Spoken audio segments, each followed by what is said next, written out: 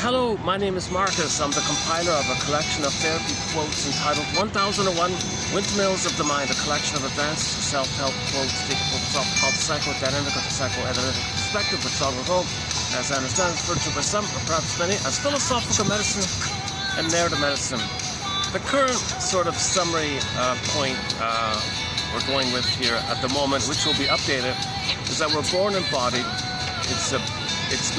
We're meant to stay embodied. We're meant to continue to feel real and alive as we grow up.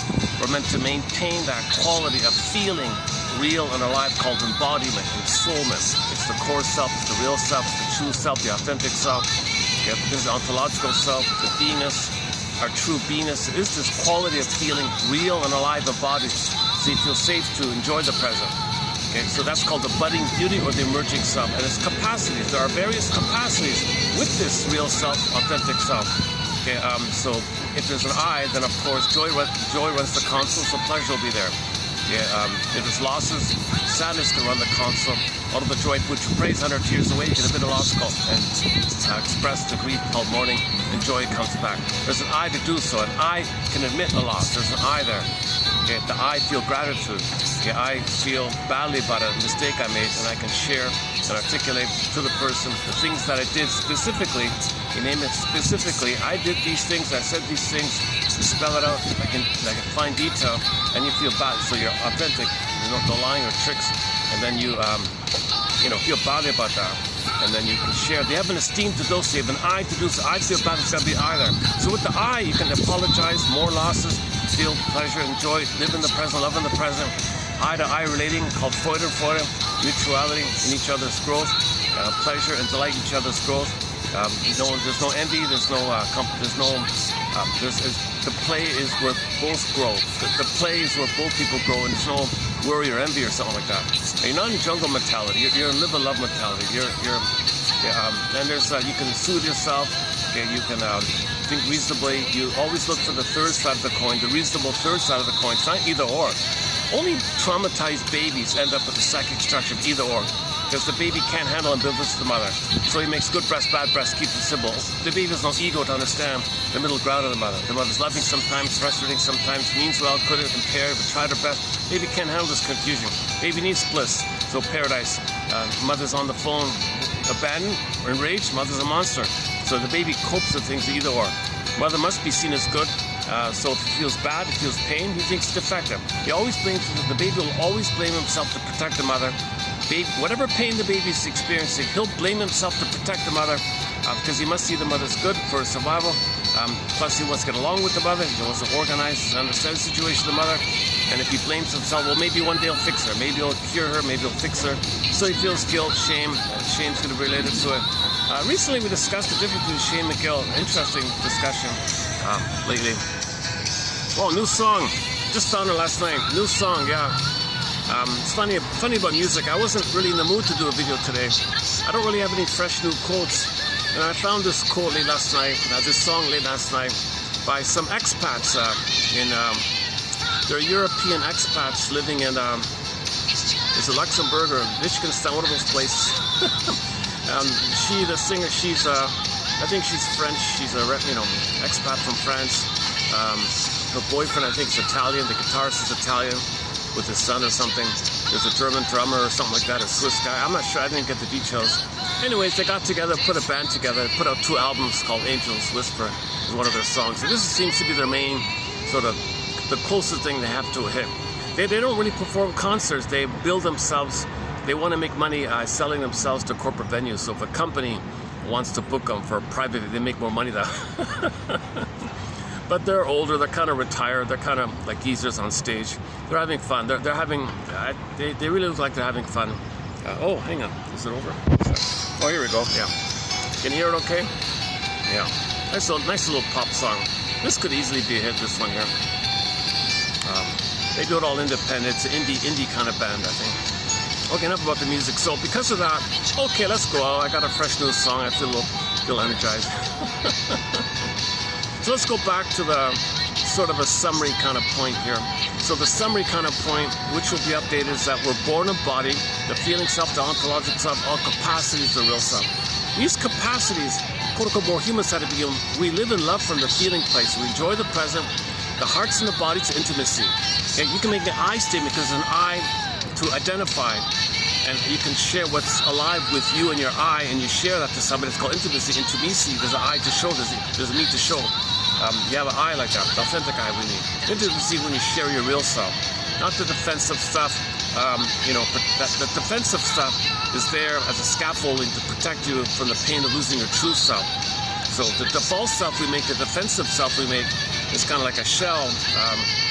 It's there temporarily, so to speak, to protect us from the pain of losing the vulnerable, tender, real self. So this budding beauty, the child's feeling of being real and alive, it needs a level of safety with the mother for it to blossom. It's like a flower that's got to blossom in the soil, a maternal baby mother matrix, maternal matrix. It's kind of like a womb, extended social womb.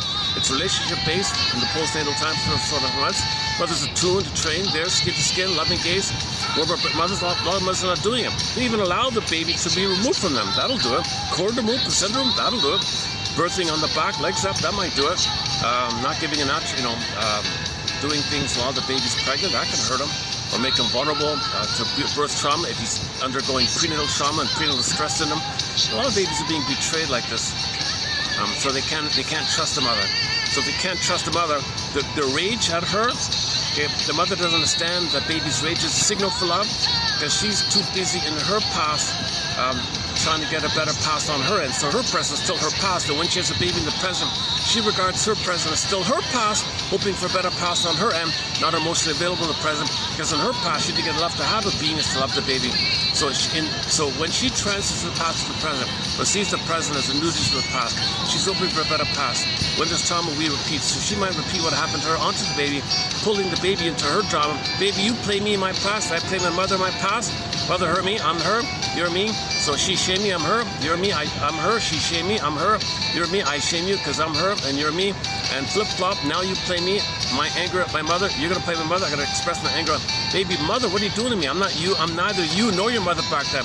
She's got unprocessed trauma with the mother, an unresolved, unmourned loss with the mother. She's living in the past, dwelling in the past, lingering in the past, waiting and waiting to resolve it to get a better past. She's angry, got to communicate. Talionic, do to the baby what happened to her. See, mother, look what you did to me. I did to the child what you did to me. A negative magic gesture feels important. Maybe if I shame the child, magically I'll change the past. Omnipotence of thought, mothers have. So mothers have narcissism, of course, and they have magical thinking that if they do something harmful, maybe they'll change the past. They command everything. Babies think they own everything, they create everything. Oops.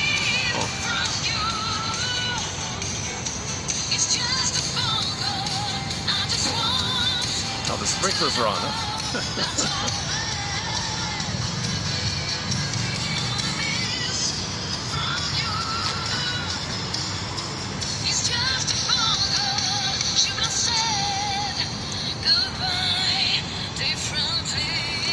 Actually, I plucked out two of their songs. So this one, I'll try another one later on and see how it works. This is an experiment with these two songs, see if it works. It's not too distracting. Last time I played Street Heart's song, Storyteller, in the background. A lot of fun to play that song, Storyteller. Check out the song Storyteller by the classic rock band Street Heart. But that song's only available on the original vinyl. It never got moved over to digital. Excellent song. So we're talking about that. The guy is a little upset because his girlfriend's gaslighting him, telling him these stories. You're such a storyteller. She's actually very passive-aggressive towards him, gaslighting him, psychologically aggressive even. Like she's kind of aggressive, but kind of covert, kind of passive kind of way, mind games, gaslighting. Wow, you're such a storyteller. You think are you driving me crazy here? And he makes sort of crazy sounds at the end of the film. I'm going crazy here. She's making me crazy. At least he's aware of it, kind of.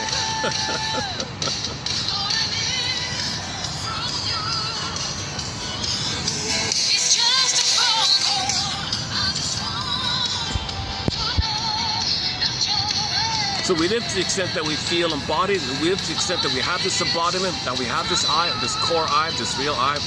We live to the extent that we have this beingness, like who am I idea. We live this instant, and from there we animate the aliveness of our feelings, the golden ball, the radiance is the golden ball. Okay, so it's the symbol of the sun, that warm and radiates. We want to feel warm and radiant in our beingness. So the golden ball looks like a sun, so we would use the golden ball as an unconscious association. The sun is warm and radiant, so we want to feel warm and radiant, i.e. real and alive. Okay? When that quality of feeling real and alive goes flat, pin goes on the collar, the emotional body goes flat. So it's knocked off. So the symbol of your beingness is a princess, because the beingness is also referred to as the feminine masculine.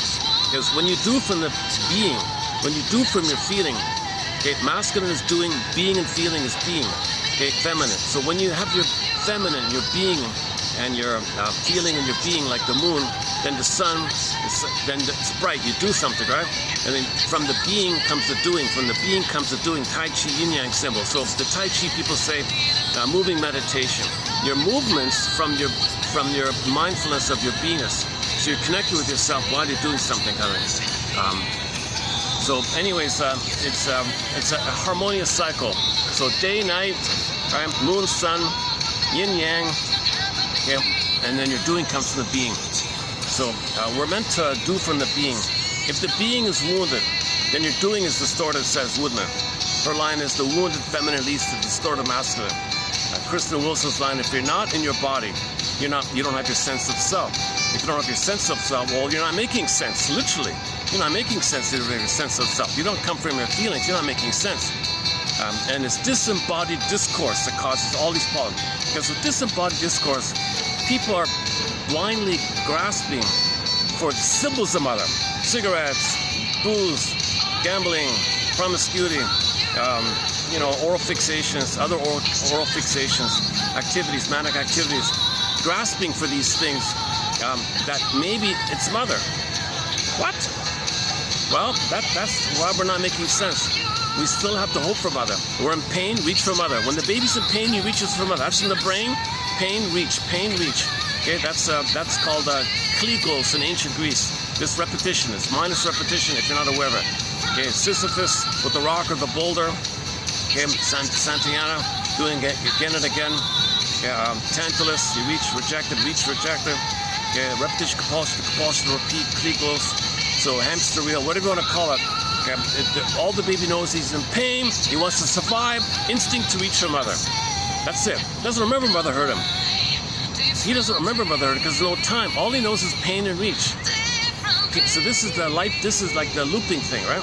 So how do you loop? How do you reach for mother when you're out of the nursery and you don't know mother hurt you, and you got to search for mother, and you're not out of the nursery and you remember mother hurt you? So we're not making sense. Now you look for symbols. So the mind creates unconscious or sometimes conscious associations with mother. So you look for, usually it's money, material, food, etc., emotional eating, drinking, and so on, smoking, like that. So things that you unconsciously can. So enter advertising. Buy this product, it'll love you. It'll soothe you. Religion, New Age thinking. You'll feel one and happy. You'll feel important and loved. Or you're angry. Well, you can feel powerful. You want to feel important. Buy this product, you'll be a somebody. One famous one, and so on. So you look for symbols of mother. Because when there's trauma, we have the unconscious hope for the fulfillment of old unfulfilled needs. We can't develop without mother. We can't resume development without development. We're frozen in our development, our emotional development, our authentic self-development doesn't stay with us. Yes, we develop in other ways. We get 10 PhDs, 10 weight building awards, but where it counts, where the feelings stay with us. Get that development, the feeling self-development, the feeling. Get this is stunted development, arrested development, developmental arrest. Okay, dysfunctional feeling system, emotional illiteracy or something, whatever you want to call it. Something's stunned, something's frozen. The image, feminine. Okay, feminine, princess, Snow White in a coma. Rapunzel, locked in a tower. Okay, princess morphs into bird and flies away. Morphs into a fox and runs away. Okay, Miss Core in the field, earth crack gets pulled down to the crack. That's a good one from Miss Core. Princess Core for the core of the person, the core identity. The core self, the heartful self, the beingness self, represented by this core. Princess Core is a symbol to picturize. We don't see our authentic self, right? We create symbols to see it.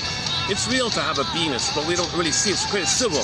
This core, okay, feminine, princess, okay, Miss Core, representing our core feeling, reeling out our soul, in other words. So Miss Core is our soul, Miss Soul, in other words. Earth opens up, she gets pulled down. That's quite an image. That's quite a graphic image, because you see the chasm in there, geological metaphor of the chasm. In Disney film and setup, they put the sarcasm workers to represent the anger. Now, anger in any form, including sarcasm, is an SOS for love. Anger is a cry for love. Mother, I can't feel it. You're hurting me. I got to exile my soul. I'm angry by this. But anger is an SOS for love. Mother, SOS. So if a person is sarcastic, shatterfooted, cynical, bitter banterics of his whole life, he's in a timeless anger, in no time, constant waiting as a cry for love. A life of lifelong sarcasm is a lifelong cry for love. Everything's love or a cry for love. Anger's a cry for love. Anger's a cry for development. Anger's a cry for mother. Anger's a cry for attachment, so they can resume development, have their beingness, have their golden ball. The anger's because they didn't get that. And it's painful to not have your soul, right? Your embodiment, feeling real and alive. We don't want to feel like the stuffed rabbit, velveteen rabbit. We want to feel like a real rabbit, right? We don't want to feel like a vegetable, like Roger Hodgson sings in his excellent song called The Logical Song. Logical Song. The guy, the voice in the protagonist in the song says, you know, when I was young, life was wonderful, beautiful, magical, birds in the trees singing so happily. Oh, wait a minute. They took me away. I remember they took me away at junior kindergarten. I had a memory of happiness, but I remember they pulled me away to the system. And they taught me how to be a respectable, presentable vegetable. I know it sounds absurd, but could please somebody tell me who I am? Because the amness was there, but it was squashed.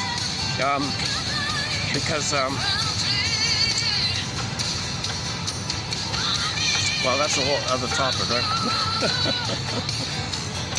But we did post, recently we posted, in the last video we posted the 54th symptom of Homo traumacus. So regarding the plunder system, village to pillage, prejudice, regarding the sociological, the psychological, leading to sociological, leading to psychological, just looping like that. So we started 10,000 years ago roughly, or whatever quote you want to take. Star Trek 6 says 6,000. Other people say 10,000, 8,000, whatever it was, whenever we made this transition, sociological, that's psychological, which perpetuated psychological, that's in turn perpetuated psychological, that's perpetuated psychological, that's perpetuated psychological, that's perpetuated, this kind of looping thing. So this started roughly 8,000 years ago, and then I've been trying to post this as above, so below. Sociological is created as a reflection of the inner state. So as above, so below, and we now just posted the 54th example of as above, so below. So that's a tough topic. It takes me 10 hours to run through all that. Don't know what's that.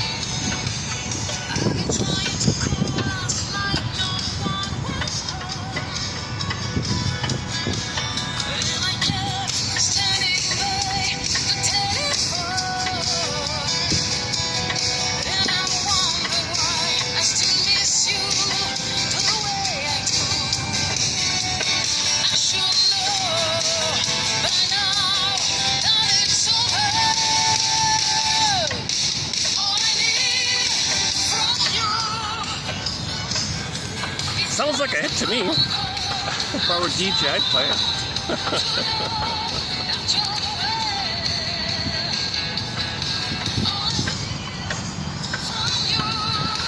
Tracy Bone, we've three songs by Tracy Bone are incredible. She's a Ojibwe singer from the Winnipeg area.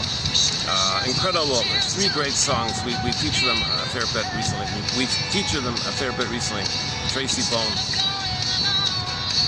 Oh, we played one song by Buffy St. Marie last time as well.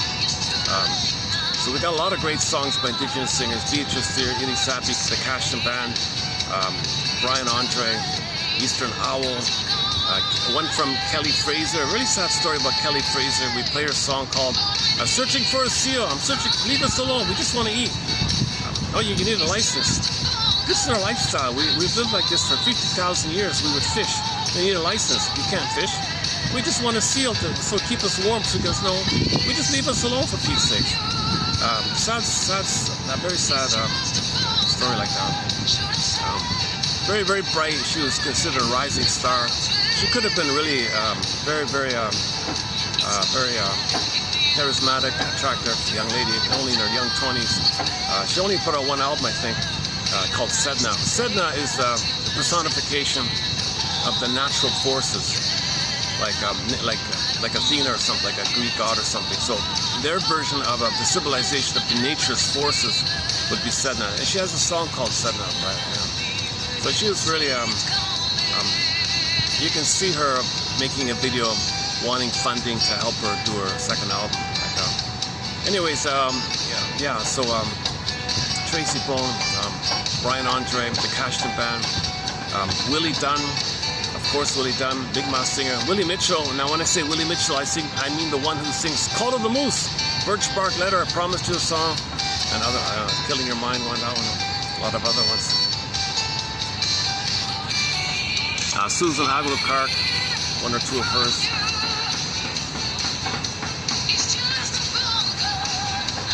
And a sprinkling like Sylvie Bernard, one from her, she's a Métis, and Métis singer. Another unknown Métis singer, Jenny Luzon, called Broken Spirit, one of her songs. The song entitled Child of the Government, about stealing the children from mother's arms. So you had all these babies born, and they ripped them away. Can you believe it? Called Child of the Government. And you can see the music video, very sad thing. The Eastern Owl Song, and there's another one of theirs called the Indian Act. Those two songs talk about that.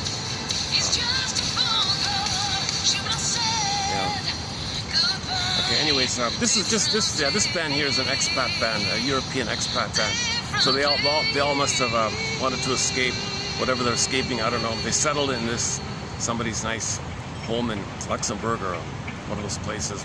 I think they're in a ski mountain resort or something. They look like they're I think they're kind of basically retired or something. Yeah, I got off topic here. Where are we here? Doing okay here? Okay, let's continue. Okay, so the embodiment, this is the heart of the matter. We're meant to feel real alive. That means you enjoy the present, you live in the present, you love in the present, you don't feel guilty, you don't gotta hope for a better past from your mother. You don't gotta tell the world what your mother did to you. You don't gotta have this talionic feeling to treat others the way your mother treated you, or transfer your mother onto others and take your anger out on your mother because she hurt you. You want to hurt others because others are your mother. Your talionic feeling.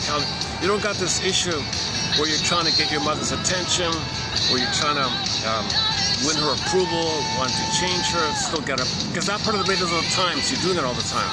So with narrative, you understand time. Now is now is not the past. You got to really develop this ability to understand time. Rod Serling, Twilight Zone, the first the pilot was the time element. Can you understand time? Like, can you really understand time?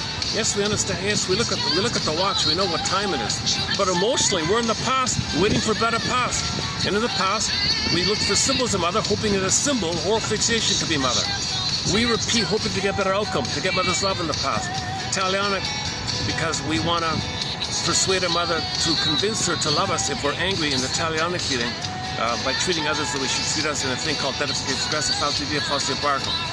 So of course in the oral fixation area there'll be greed, money, so that's pursuit, and with trauma the oxytocin's too low. The serotonin for pleasure and safety is too low. The stress is too high. Dopamine corresponds to that. Dopamine's future motivation chase. Dopamine is the molecule of more, the molecule of chase, the molecule of go. You're going for what? You're going for mother. You're out of the nursery. So what do you go for? You look for a symbol, usually money or food or something, addictive activities. Okay, that's because you have the hope that you'll get mother. If you get the hope that you get mother, it distracts you from the pain you're feeling. Now, if you do get the thing, all you're doing is triggering the time when you did have mother, and you blip up, for a moment, you blip up some oxytocin serotonin from the uterus time. It blips up above the pain you're feeling, it goes down. Dopamine, so pain's there, dopamine, chase. Chase for symbol, trigger yourself, trigger the good old days, trigger the memory, using something to fill in from other. The fill-ins from other called oral fixation, or Allman and Paul call it ersatz self-object. So the cookie and etc., that's an ersatz self-object, a fake mother. It just functions as a triggering thing. You're triggering yourself. Most people are just triggering themselves, the good old days. Enter the joke, we spend the first 9 months of life trying to get out of the womb, the rest of our life trying to get back in, this kind of idea. So because You're hoping to get mother's love so your set points can be corrected. So Janov's take is that we repeat to hope to get the proper set points in the brain. Not stress and adrenaline too high, dopamine chase, and the cortisol is too low, love is too low. So in the chase, okay, the classic example is Don Juan, the playgirls and the playboys and playgirls, or people who can't commit and they're promiscuous because they cannot love.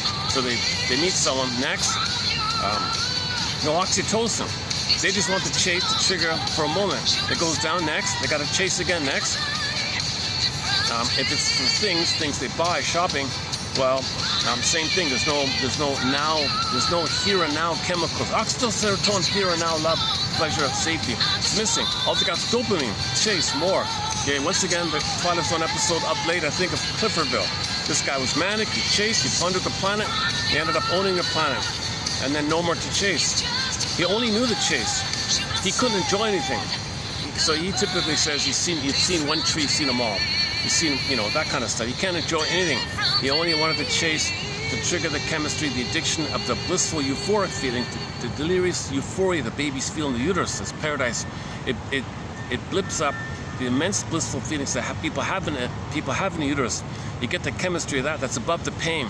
You got to chase again. So when he owned the planet, he begged the devil lady, played by Julie Newmar, a funny one. Please, I'll give you whatever you want. Keep my knowledge intact. Take me back to my youth. I want to plunder all over again. All I can do is chase. So he can never enjoy. Just chase. He's in constant pain. Chase distracted him. Triggered the past. Pain, chase. Pain, chase. Pain. He was always manic. Dopamania. He was a dopamaniacal. He couldn't, no serotonin to enjoy anything.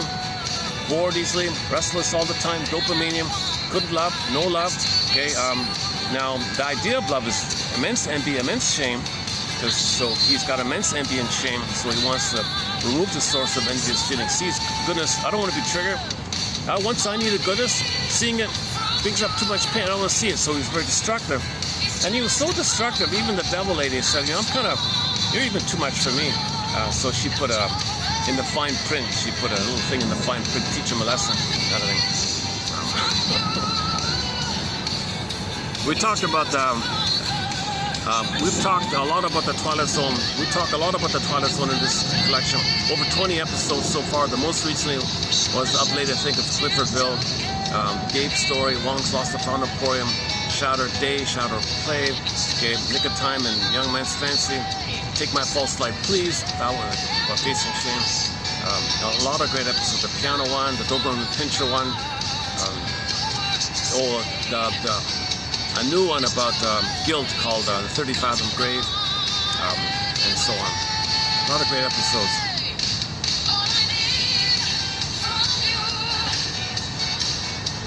So, okay, so back to the opening premise here. So the baby starts off feeling real and alive, but if there's kind of fear, mother, you're not going to be there for me? Are you going to remove me? Are you going to go somewhere? I think,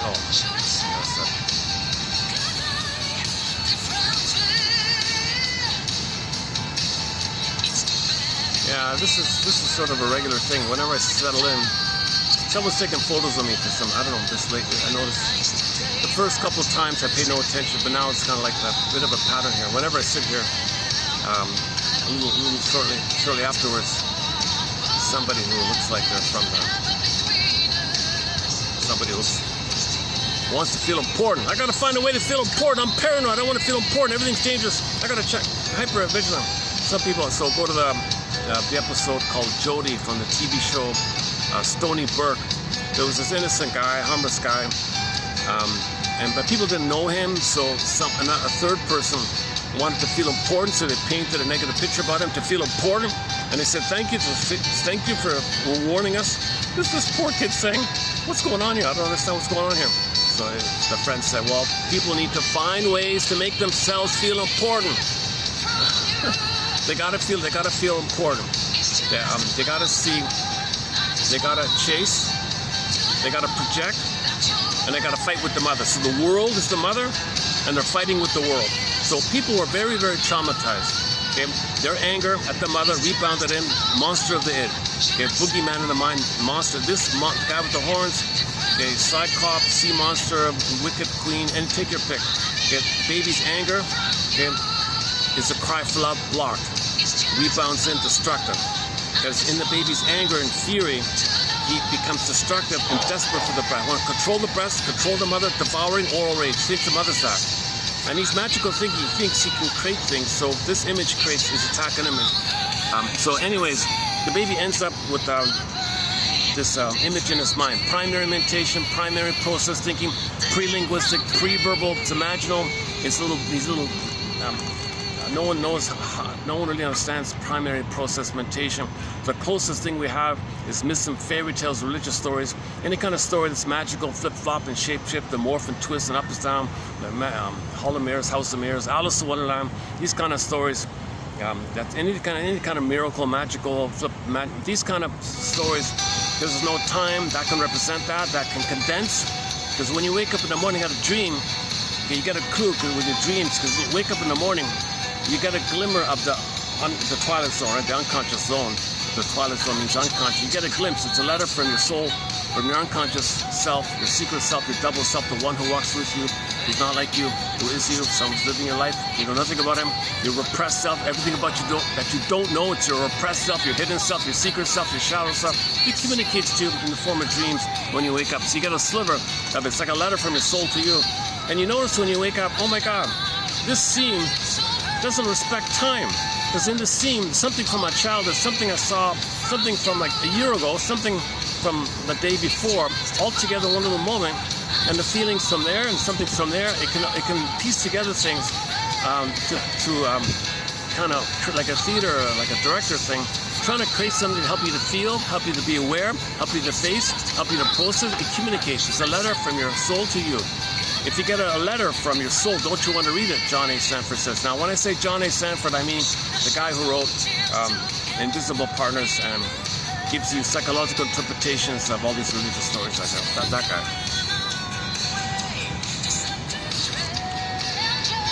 So narcissism, yeah, okay. So a common thing with people bully personalities is. So one theory is they were ejected out of the mother-infant dual unity too prematurely. It was too early. They're enraged, PTSD, okay, jungleism. The mother's a monster, and they think it's a jungle. They transfer the monster onto the world and fighting with the world, basically. And their mentality is jungle, paranoid. It's called the paranoid schizoid mode of experiencing. If the baby's too traumatized, okay, it's called the paranoid schizoid mode of experiencing, mode of operating, the position. Lyons theory about the positions. So this means you project like crazy because you can't face anything with them. Okay, so you're unloved, shame, self. Everyone else is no good. Okay, and you identify with the aggressor and see anything vulnerable about you outwardly, and you gotta hate it because you don't want to, because your mother hated you. You become her. To have a mother, you gotta hate what your mother hated. If your mother hated your decency, your innocence, okay, and you become her, the condition to have a mother, the deal is to have a mother, Faustian deal, Faustian bargain, Faustian pact, identification with the aggressor, you gotta hate as she hated. You had some decency, you wanted to grow and just curious, ask questions, whatever. Okay, she hated it, so you gotta hate him. So if I see a bully in the park or something, and they're doing little threat, you know, maybe some kind of things like that, it's kind of like, yeah, I hate this, I don't worry, you're scared. Because that's, they're meant to know that that's what happened to them in the nursery with the mother. When someone has negative attitude towards others, they're meant to know that others are them, and they're the mother, and they're imitating the mother, and it's an infant to analyze themselves, put themselves on the couch, self-scrutiny, self-examination, hero's journey. You analyze yourself and say what you're repeating what happened to know what happened. If the baby identifies with the aggressor, they're going to treat others the way the mother treated them. So if the baby, yesterday's Kohut, if the baby doesn't resonate with the mother's projections, okay, if the baby doesn't do what the mother wanted, kind of thing. The mother says, baby, you play me. I got to repeat my past. No, I want to be myself. No, I reject you. You can't be autonomous. You can't be curious. You can't grow and develop. No, I need you to play a role for me. So if you don't play this, if you don't mirror me like that, I'm going to withdraw, punish like that. Okay, so in the pain, they become the aggressor. Now they see anything out there in the world that reflects anything about healing or feelings or anything about understanding or learning or something like that, or struggling, anything in that kind of area, like, anxious me, making a self-help podcast or whatever, that's going to trigger something. That's going to trigger. I can't see that. To have a mother, I got to hate the korokoma human side of me. I got to hate that stuff. I got to feel safe. I got to have a mother, and that's the Faustian deal. So in the unconscious, okay, when the bully in the myth, okay, when somebody with the bully personality, if they were to do the midlife audit, okay, then you go to the twilight zone. Okay, the protagonist goes to the labyrinth and they see the Minotaur. Okay, when the protagonist in the Minotaur sees in the labyrinth, sees the Minotaur, and they look into the Minotaur's face, it's his face. Okay, that's identification. They fuse. They become the Minotaur, attacking themselves. So you got to unblend with the mother. The only way to heal is to be yourself. You can't be your mother. You can't be yourself if you're imitating the mother. And then that's a form of talionic feeling, talionic impulse. And it's a sad state of affairs because you think you're protecting her, you're trying to please her, you're trying to mirror her. She didn't get mirroring. The mother wanted oneness, so you give her the oneness. The mother says to the baby, baby, you be one with me. You be a self-object for me. You mirror me. You be my mother. You give me oneness. I never got oneness. You do it for me. And then, so the child's kind of, oops, what's that?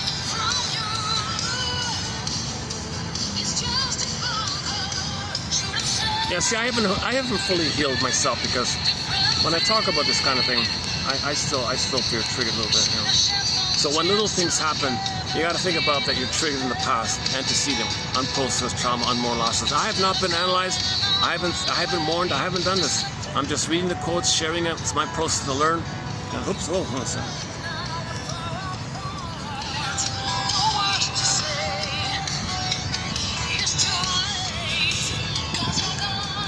Can you still hear it like this? If I put it here.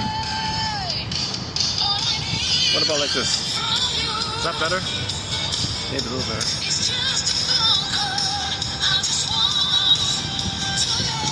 Yes, I'm the compiler of the quotes. Disclaimer, disclaimer, disclaimer.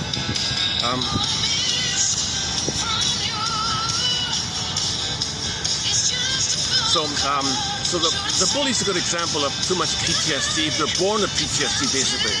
They're already born with PTSD. It's a jungle all the time. They think in terms of jungleism. So their attitudes reflect it. So my greed or your greed, either or. They have this mentality, and their unloved self got to be unto you, and I got to play the mother. So it's always one up, one down mentalities. They don't understand mutuality. They don't have a being they ever mourn. They're kind of out of touch with the feeling stuff. They're just too wrapped up with stress, adrenaline, dopamine, cortisol, chase. Okay, chase. In the case of the bully, the chase is repeating. Okay, symbolic acting out. So a lot of drinking and smoking. A lot of bullies do a lot of oral fixations. Bullies have a lot of oral fixations. Now, the reason one is with the alcoholic. The alcoholic is both God and helpless infant. God and helpless infant. Warm, you can bliss out, you need the bliss. Still looking for the oneness. And stimulating fluid, breast milk doesn't make sense. It's an immediate sense. I want mother. The alcohol is not mother, but you're looking for sybil. Stimulating fluid, is breast milk, doesn't make sense. So the id says to the ego, don't make me believe this. Cover me. Provide cover. Cover me. Come on, ego, give me cover. Don't let me know this. Don't let the person know this. We got to search for mother. We can't live without mother. So don't let the person think that wine or whatever is breast milk. No way, no way, no way. Okay, so cover me, cover me. So the strong pain pulls the cortex to blot it out. Don't think about it.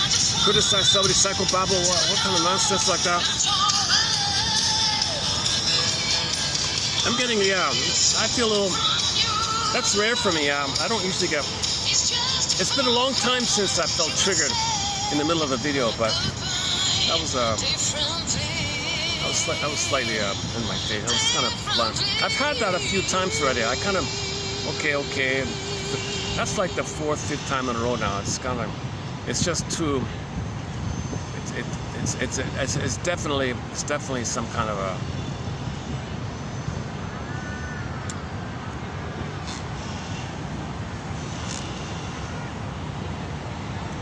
well, everything stays on YouTube. Just go to the channel, youtube.com, at 1001 Windmills of the Mind, a collection of quotes to raise consciousness. Consciousness is the healer. Consciousness is the healer. So there's a little stumbling, there's little mistakes as I explain. I have anxiety, a lot of ums and ahs, but sometimes some of the discussions are helpful. Sometimes not so much. Sometimes I'm starting to slip down a bit. Let me see if I can back on track here.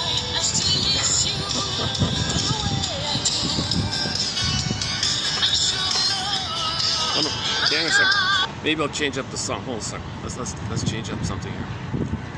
Okay, let's do this. Okay, hang on. Okay, where are we? So let me just track back. Let me backtrack a bit. So I want to finish up the opening premise. So we're born a body. We're meant to stay in body, frozen. Think of the frozen woolly mammoth in a block of ice, or Snow White in a coma, kind of suspended. It's not gone. It's just suspended. Okay, pin in a collar, flat. Back to the chasm, the swoon. Okay, you see the chasm, sarcasm, crying, anger, pain, anger, mother, chasm. It's pain, psychic pain. Brain sends you the swoon, the endorphins, the bridge, numbing, sponge, mercy, endorphins, chasm. And the chasm is also referred to as the gap, meaning there was a gap between what the baby needed, what the baby got, that huge gap. The chasm is core, the soul got pulled down, and you can see the person can't stand there. It means you can't feel because she's not there. She got repressed, sent away, morphed away, buried, who knows, going on out with her kind of thing. But the chasm's there implying the pain and the anger. The anger is the pain of not getting mother's love. So we're in pain, but the swoon. Pin in a collar, numb. Now we're flat. Now the circuit is in the survival brain. We can't live in love. Mother's dangerous. Mother's a monster. We can't trust. We can't love. So you enter the paranoia kind of thing. So now you're living your life with the circuit. You cry for love, mother hurts you. You cry for love, mother hurts you. Okay. Now this is a hamster wheel kind of. You can spend your whole life with this kind of issue. So you got to search for your identity. That's called narcissistic pride.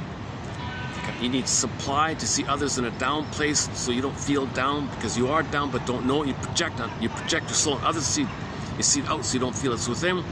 So you're dependent on needing to feel important by putting others down somehow, or thinking badly about them somehow, or wanting to one-up them or scare them or to make yourself feel important. And you need someone around you to show vulnerability, because that externalizes their memory when they were vulnerable and scared and sad and all that, and someone else can do, oh good, it's not me, it's out there. When you see it out, it distracts you from within. They don't want to feel it with it. Too painful to emit the truth with them. So you're dependent on externalizing, projecting, blaming, scapegoating, it's outer living. You're very outer focused like this. You can't look with them. They don't look with them. So a master's line is, it's so painful for you to look with them. So what you do to yourself is you blame someone, you scapegoat or something, blame others, stuff like that. I'm still feeling a trigger. So I'm currently triggered for the past 10 minutes here. I've been triggered about my past, some aggressive bullies kind of thing. So that what I saw must have had to my unconscious something really similar in appearance, because other characters that would do that, what I saw, maybe didn't quite get me, didn't quite trigger, but that one there had much more of a kind of a focused, mean, kind of colder kind of thing, right?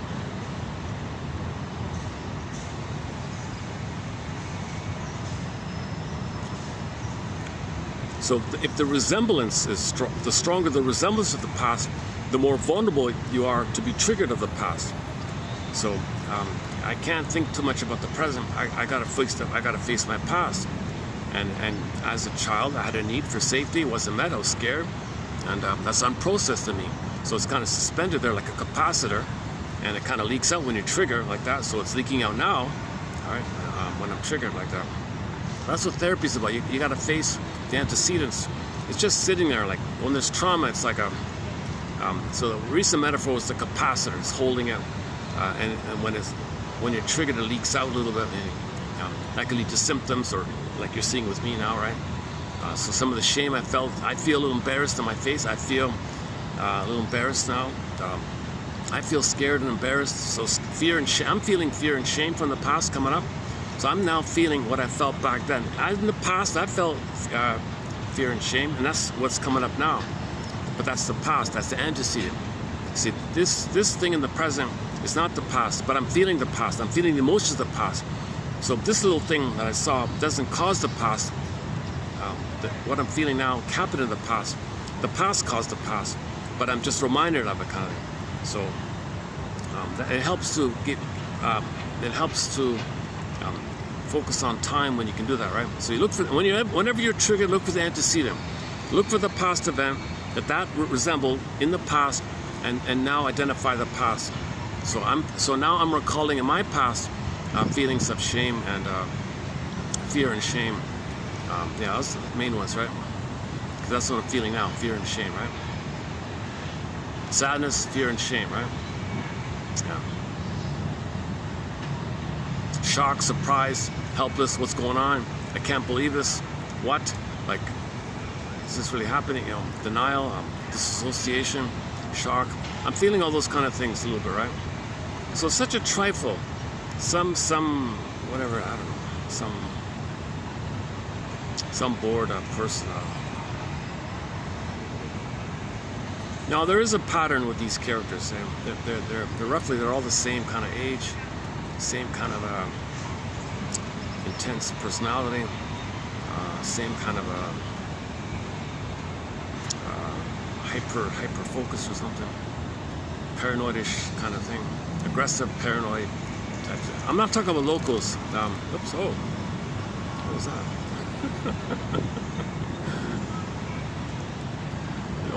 There's occasional butterflies here. That might have been a butterfly, right? A butterfly just crossed over there somewhere.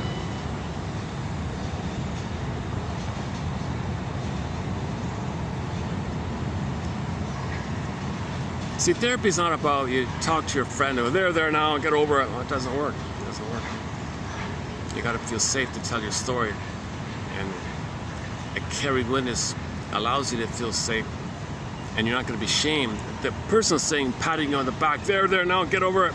It's over now. What's wrong with you? Get over it. It's a past. Come on, forget it. He means well, but really he's doing it for himself. He feels triggered. He doesn't want to feel it, so he doesn't want you to express it because it triggers him. So he hasn't processed his pain. So the helper has to process their pain to be a carrying witness, to allow you to feel your feeling and have the release and mourning out reaction like that. It's very hard to find this kind of, like, people in midlife, men in midlife. I agree with what other people say. There's next to zero support for men in midlife to face. Men's circles turn into clubs, beer clubs, drinking clubs, sports clubs. There's a resistance to it. I read about it, I looked into it, I talked about it. If a group of men do, I've tried to start grief circles myself, talking stick circle, grief circle. They run like crazy. I've got a protocol, we can follow it, take turns being facilitated. We can they're gone. They're okay. Whoa, wow. There's a real fear to like this. So the idea is the circle, the ritual of the circle, call in the directions. Maybe the smudge, they say, like the indigenous people, the smudge, call in the directions, set the intention. Okay, no phones in the room, sit on the floor. Okay, have some nice thing in the middle of the circle or something, some tone, and then settle down, do check-ins, right? And then the act of the group can function as symbolic, quote-unquote, holding a level of safety for the individuals. So there's no, if you follow the protocol creates this imaginary sense of safety. There's a safety vibe via the protocol, following the protocol or something, and then people can grieve in the circle. So you can have grief circles. I've read success stories, I've read disaster stories about it. My little minimal experience was, I went once or something, that looked promising. Second time, some intense character, bully kind of character came in, told all of his macho stories, and they all flocked to him, and he created a club. Let's go drink beer, forget this silly talky stuff. So he was looking for lackeys, he was looking for followers. There was no screening. The organizer had no screening. That's the conclusion. There's no sense of screening. if there's no therapist, you're not ready to handle antisocials and bullies and stuff. They just want lackeys. They look for vulnerable people. It's easy to pull them in like that. They want supply. It's an easy source of supply. So the talking circles need some kind of you got to start off with some kind of screening whereby people know they're hurt, they want to talk, they want to heal. So they want to heal. People who want to heal, not people looking for lackeys for their bully club or something. So there's no way to filter that. There's no way to discern that.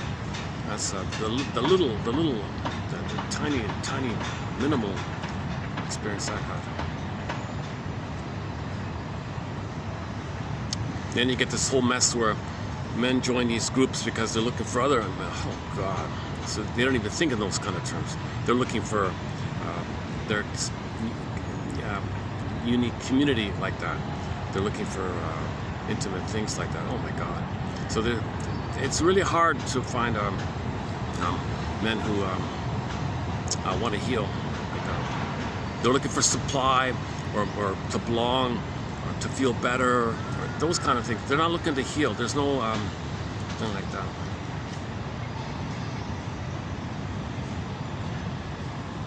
So in lieu of that, iPhone in Canada doesn't exist.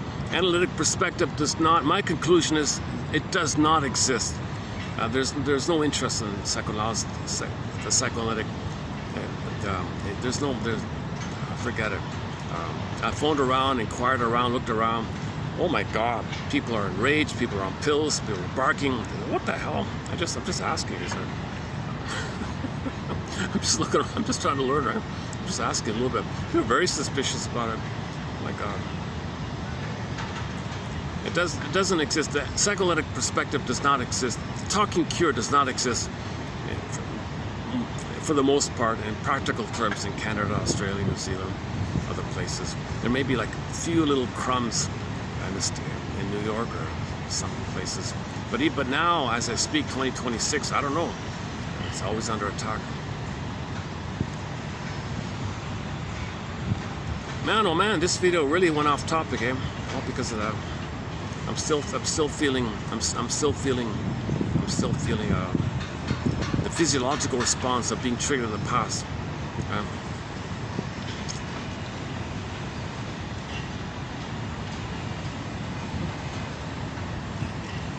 So discern when you're triggered. It's about the past. Whatever reality of the present it is, what can I do about it? What can I? If there's some organization or some network or that's just checking everybody or something. I don't talk about I don't talk about current events. I talk about psychoanalysis, but on occasion I have to include some current event to highlight the picture of the inner life. The outer is the reflection of the inner life. In order to know the inner life, sometimes you got to talk about the outer. Like if we're plundering the planet, okay, that's a reflection that mother plundered the baby. The baby's home, his embodiment, it's considered his home. Mother was a robber baron, a short seller. She plundered him, gave him poverty. Identified the aggressor, give others poverty, the reflection of the inner poverty.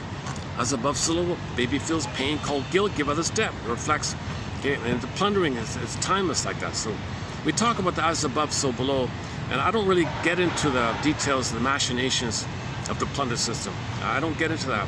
I'm looking at the, on occasion, because one shrink said, if you only talk about psychodynamics and you never talk about sociological, you're being way too one-sided. It's not helpful.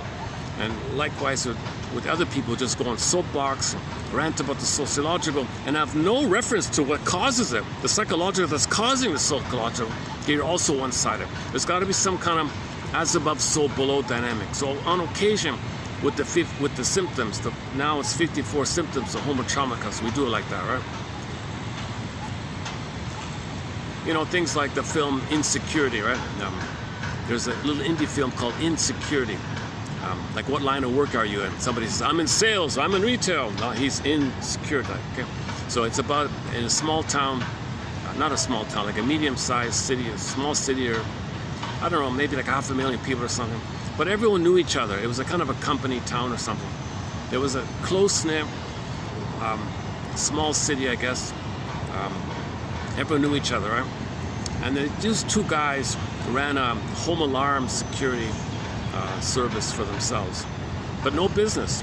There was no business. They wanted to sell their alarm systems, their home alarm systems. They were in security, isn't that right? So what they do at night, they would rob their neighbors at night. They'd put on their robber outfit and rob their neighbors. And the neighbors the next morning would run to these very same people. Oh, help us, please help us. We were robbed. We want to buy your alarm system. Oh, you want us to help you?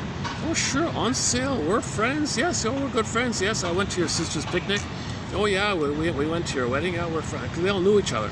So these two guys were robbing, and the people who ran them. So that film, what's that a reflection of? So that's an example. That film, we see that film. What's the template? What's the neural circus for that? Okay? The baby goes to the mother. Mother hurts the baby. Mother hurts the baby. What does the baby do? Mother, I need your help. Oh, you want my help? Simple as that, right? So that's a reflection. So there's the wiring is there. The wiring is there. Okay. So the two robbers would hurt their neighbors. The neighbors would run to them. Well, those robbers, when they were babies, okay, the mother hurt them, and they went to the mother. They become the mother and treat the town the way they were treated, as above, so below. Okay, that's just one example, and there's 54 examples like that. So I'm thinking maybe because on occasion I talk in that manner, and I might see that kind of thing there.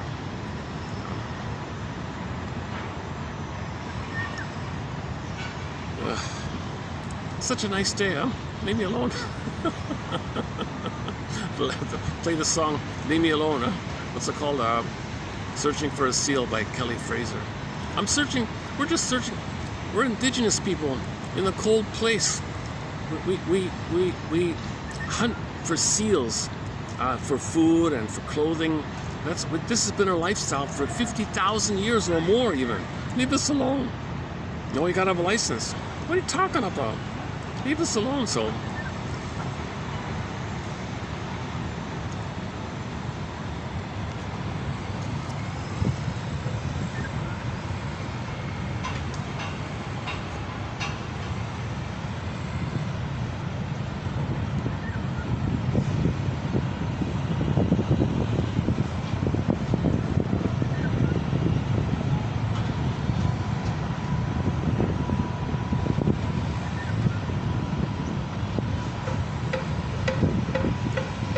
Let me try their other song. Let me try their other song. Something called "Wish I Knew Then." So here's another song by the band Angels Whisper.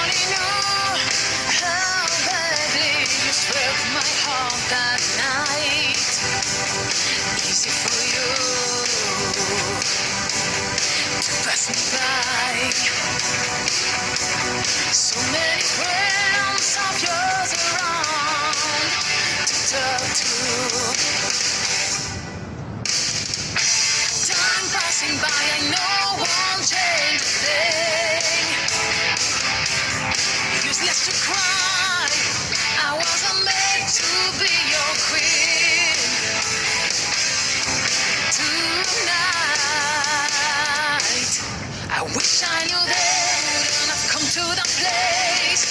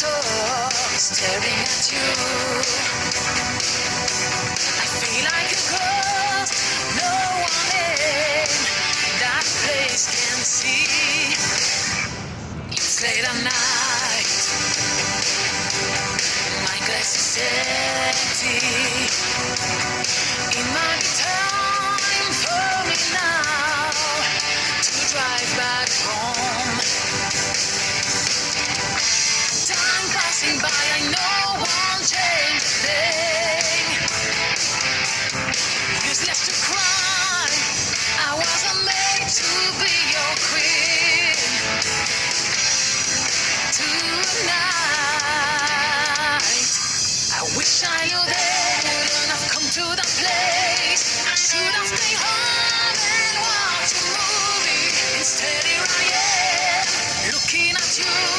You don't seem to see me, don't know what to do. What am I gonna do? I don't think of my life without you. It hurts so bad, I can't let go. I can't help it, but it happens again. I wish I knew they wouldn't have come to that place. I should have stayed home and watched a movie. Instead here I am, looking at you. You don't seem to see me, don't know what to do. I wish I knew they wouldn't have come to that place. I should have stayed home and watched a movie. Instead here I am, looking at you. You don't seem to see me, don't know what to do. What am I gonna do? I don't think of my life without you. What am I gonna do? I don't think of my life without you.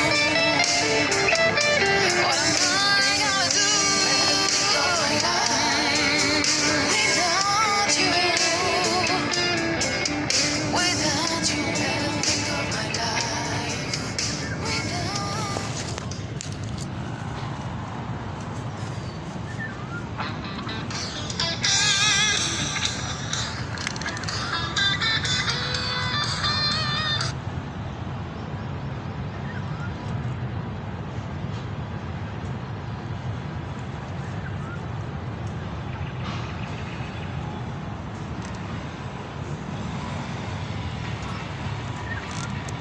See, the hatred for curiosity, like if I'm showing curiosity, questioning like that, and people hate that, envious of that. I hate that, I can't see that. I never had that. So the inference is, every child did have curiosity, interest, but mother said, don't touch that, don't do that. And then there's too much pain around it. So when they see it, they trigger the pain called envy, hatred of curiosity. So if I'm just questioning and learning, and someone is triggered by that, and so I'm still trying to process my little experience here. But generally speaking, it's been pretty good. At most 99% of the time, I can do my videos without any kind of a thing like this. Today's a bit of an exception. I wanna tidy up the opening premise here. I'm still kind of open like that. So the baby originally signaled his need for mother's love. Okay, so it starts off with an expectation that mother should be there. Mother's not around. Okay, fear. There you go. Shame, fear, anger, stress, tension. Okay. Mother still doesn't get it. Fury, rage. So take the character anger from the Disney film Inside Out. Runs the console. Okay, mother doesn't get it. Flames pop up. Mother, do you see the flames? Notice how the flames spell the letters SOS. Mother, I'm in SOS mode here. Doesn't get it because she's in the past. She's not in the present. She's not attuned to the baby stage. She's envious of the baby stage. She's having what's called a reaction, like a triggered reaction. I hate you needing. I don't want to see it. I squelch it. She's in rage. Where does the rage go? Rebounds in. Now the LIVE, the cry for love, LIVE, live in love, turn to rage. It's still the love line. There's only one river. There's only one water line. There's only one line. But when it blocks, turns in. Now the rage and the fury turn to himself. Okay, the image is the guy with the horns called the inner critic, inner persecutor, like that. So now he's attacking himself in a sense. But the attack is really the cry for love to mother. So criticizing himself, blaming himself, hating himself, shaming himself, berating himself, belittle, etc. equals, put an equal sign, the cry for mother's love in the past. So he's waiting for mother's love in the past. He's got to hate himself.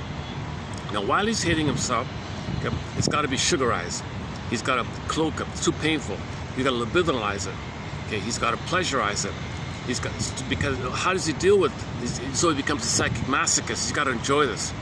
To maintain the cry for love, he's got to hate himself but enjoy it to maintain the cry for love. So enjoying the pain on himself, okay, enjoying the pain on himself Okay, that means it allows him to maintain the cry for mother's love.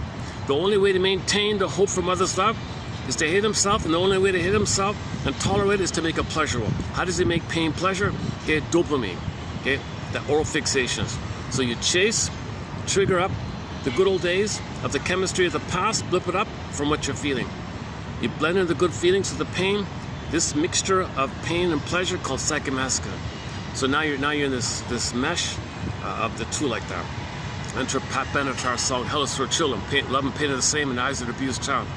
But so now he's dependent and addicted. He's dependent on the chase for the oral fixations because because pain triggers the need for it. To put down the pain, he's got to trigger up the good chemistry, put down the pain, trigger up the good chemistry, put down the pain. Forget about Miss Lemke's teeter-totter thing. I've tried it. It doesn't work for me. I can't use Miss Lemke's teeter-totter thing with the gremlins and the seesaw. It doesn't work for me. I'm going to give up on that one. Not a good book. And I don't recommend her book at all. There's a real kind of a disturbing thing about her writing in that book. I think that book does more. That's a Trojan horse book. That does more harm than good.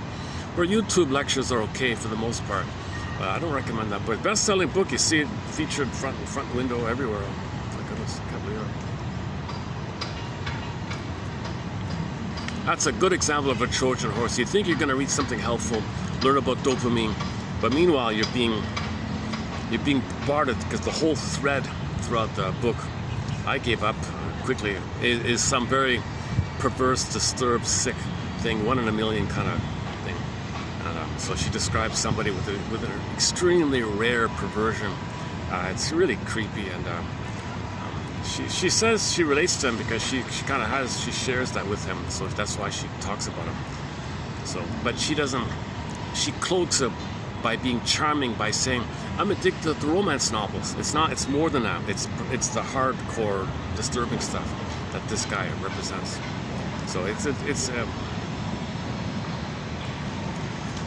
so the book's harmful, and her metaphor, the teeter-totter, is useless. I've given up on that stuff. So I'm going to use the Longs. The Longs have a book called The Molecule of More. Is it them, the Longs? No, that's the Angry Smile book. There's a book called The Molecule of More, and Professor Previk called The Dopaminergic Brain, and a couple of other quotes, so those are okay. So the dopamine is future, it's exciting, because you think you're going to get mother's love, but you're going to trigger. The dopamine is a chase, you're important, you're distracted, it's a chemistry of excitement because you anticipate getting, finally getting your mother's love. All you're getting is a symbol to trigger the past. Okay, omnipotence book. Okay. And as mentioned before, the cortex is pulled into quite a cover called rationalization. So we don't know this. We can't know this, right? So this is called psychomasochism by Edmund Berger. So the anger rebounding in, quote-unquote, major crime. We confess to the lesser crime called pseudo-activity, pseudo-aggression, rescue station, confess to the lesser crime by this chase. So you're dependent on the chase, oral fixation, repetition, compulsion, negative magic gesture, etc. To distract you, to feel important,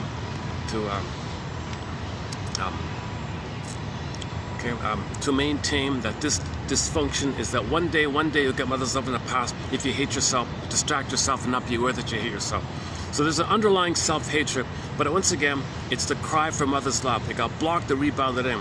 The cry for love turned to hate to the mother, but it blocked in, so you hate yourself. But if you loop it, if you layer it, like if you follow the thread around, right, it's the cry for love. So, ain't life a brook? Play the song Fair On. Play the folk singer Fair On. Ain't life a brook?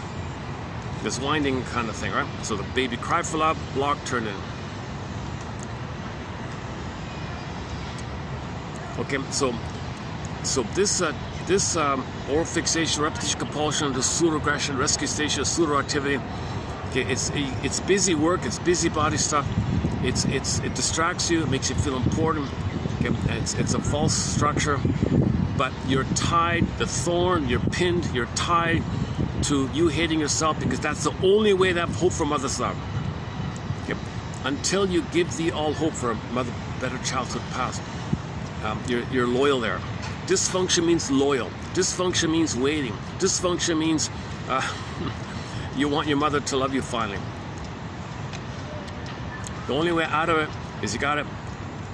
Okay, Twilight Zone. You're entering into another dimension. Do, Twilight Zone. Rod Serling. Beyond sight and sound. Next stop, Twilight Zone. Open the door, Twilight Zone. Okay, that's when you look in the unconscious. Okay, that's when you look in the unconscious. Okay, when you go into the labyrinth of the unconscious, the labyrinth of the guilt, the Twilight Zone, okay, before you get to the Minotaur, before you get to Medusa, the real issue there, right? Remember, the Medusa gobbles up the man, right? That's your feelings getting repressed. You had a feeling, gobbled up. Feeling, gobbled up. Okay, Minotaur gobbles up your feelings. So that's called repression. Dante, tormented souls, those tormented souls in Dante, those are your suppressed feelings. You had a feeling suppressed, need feeling suppressed, tormented souls. So you're not feeling, it's like all these tormented souls in the unconscious. That means you're not feeling, it's pain, and you're numb to it, but it's there. You're numb, but it's there. So, so before you get to the Minotaur and the Medusa and all that, you got numerous preliminary things before you get there.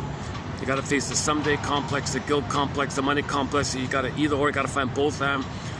Discern how symbolic is there because the real is not met. Free association, dream interpretation. Okay, I got to do family systems theory. Murray Bowen, emotional triangle. You got to do Ann Teachworth's book, Why We Pick the Mates We Do, and so on. So this thing about the labyrinth, and before you get to the Medusa and the Minotaur, takes 20 hours to run through all that, and we base it on the shadow. We partially base it with the guide of the 7 days of the week by the Twilight Zone episode called Shattered Day. The first one, Shattered Day. So 7 days of the week. Someday, Moan Day, Doomsday, Wound Day, Thorn Day, Free Day, Shatter Day. That was all. We ran through all that recently. I won't do it here today this time. But you want that thorn, you want to peel the thorn, the pin pops, I feel alive again.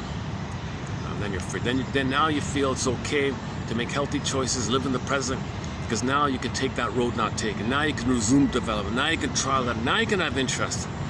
Now instead of that bully or whatever, oh, maybe I should be interested in that. You know, like there's no, like if somebody's interested in something, yeah, maybe I can be interested in that too.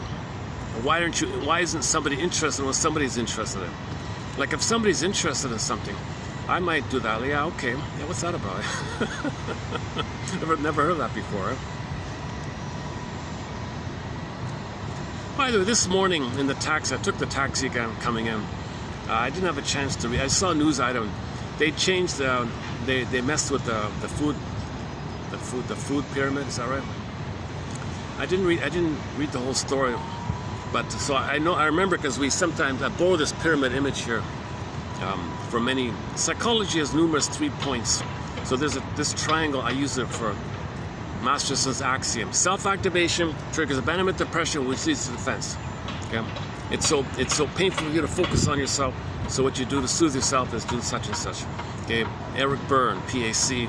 Okay, the 3 faces of Eve. You got to find the both and. The goal is the both and. It's not either or. It's both and. The goal is the both. So we have a lot of models, 3-point models. So I just saw this morning something about that they changed the food thing, the food guide or recommended guide. It's a very vague general idea, right? My first thought was you got to be kidding. So how's this? I'll update this. How's this?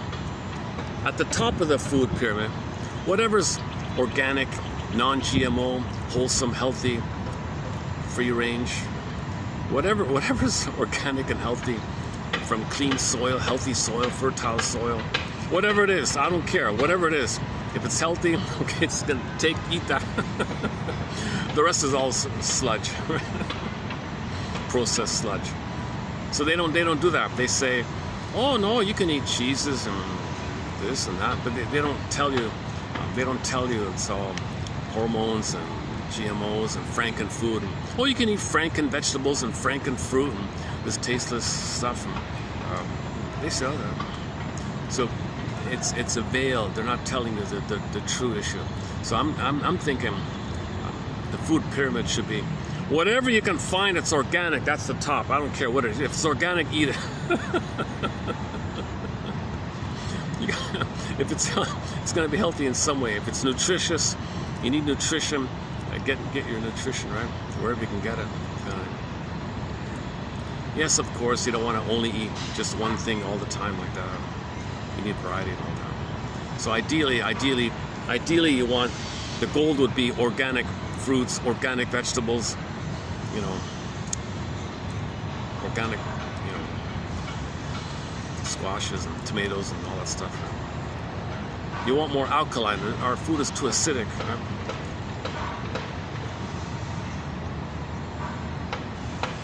And the worst will be all those processed cookies.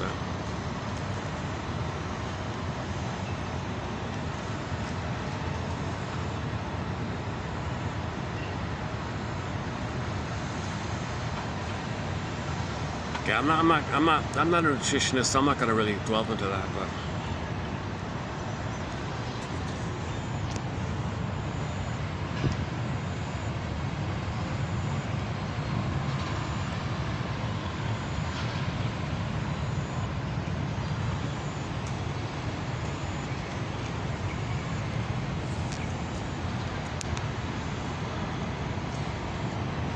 The most recent short posted in this channel is entitled, "Give Thee All Hope for Better Childhood Past."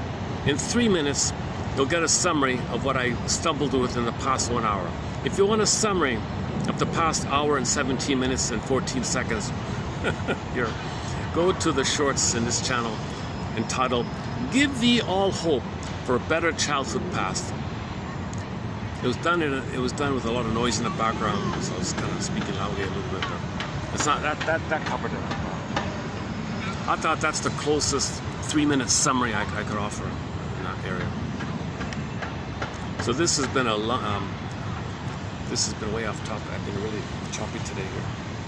My goodness. Let's hang on a second. Let's get my phone back in order here. Let's get my phone. My phone's freaking out on me. Hold a second.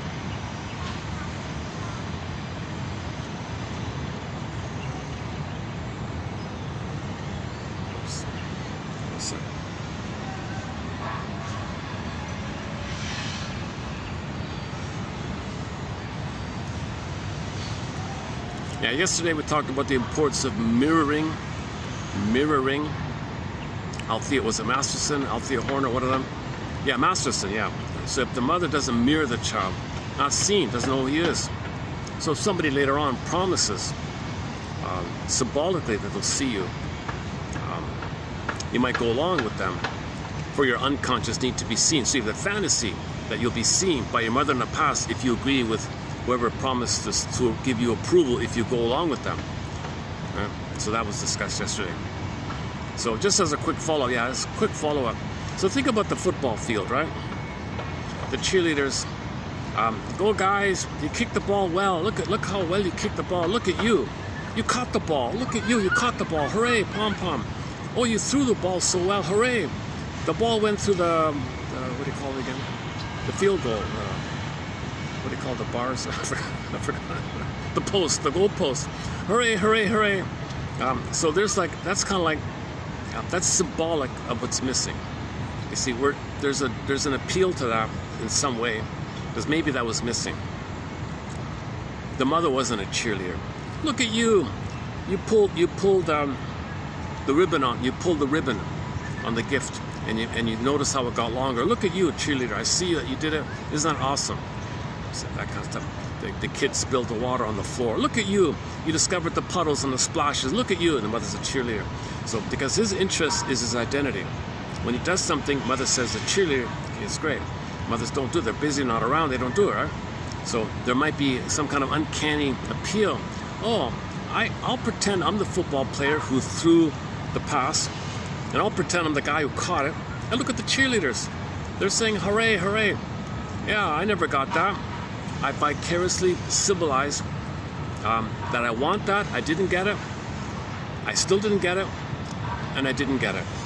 But I'm drawn to know that I didn't get it. So you're drawn to something to know you didn't get what the symbol represents. When real needs are not met, you create symbols of it. So yesterday's topic was some lady was kind of doing a cheerleader kind of thing. She was doing a bit of a cheerleader vibe kind of thing, but selling something really terrible.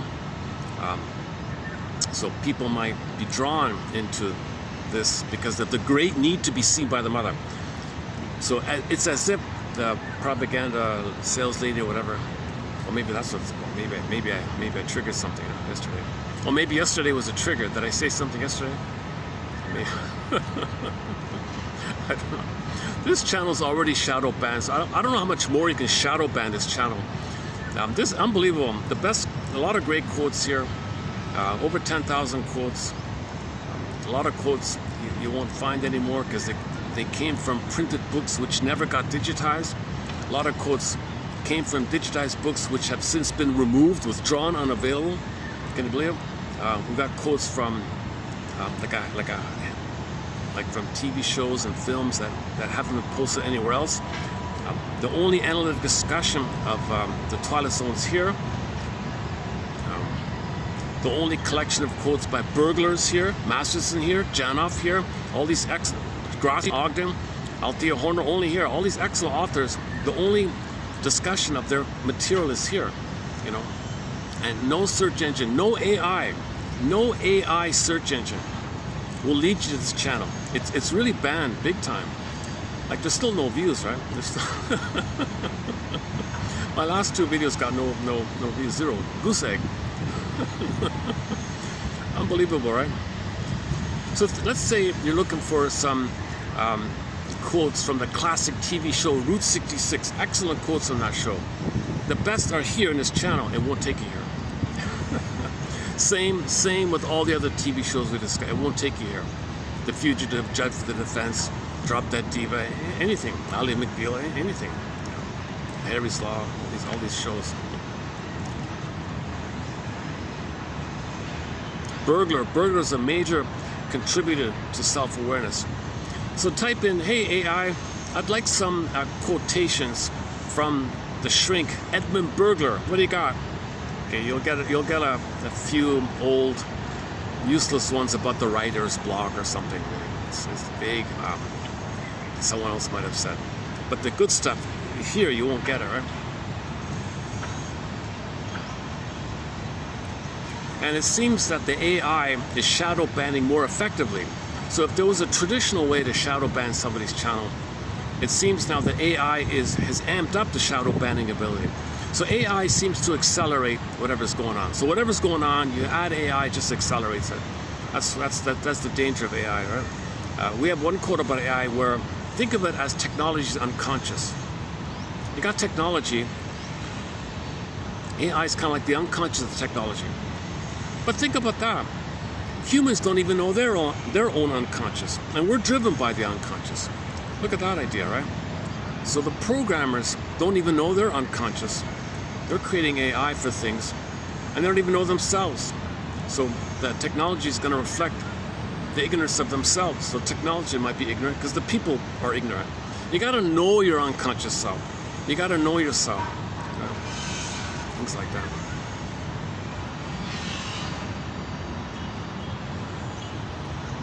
Yeah, that's related to the 54th symptom. If somebody in the present offers to mirror you, you agree with me, and I'm going to give you the fantasy that in your nursery with your mother, you'll be seen. So you don't think in those terms, right? You have an uncanny deja vu, uncanny pull. Oh, I agree with you.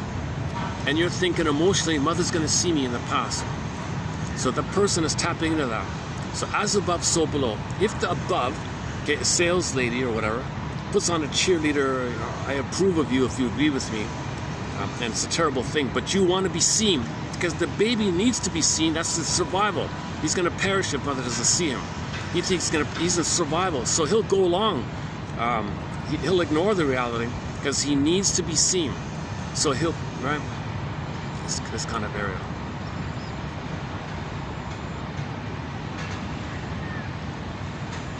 Okay, all right.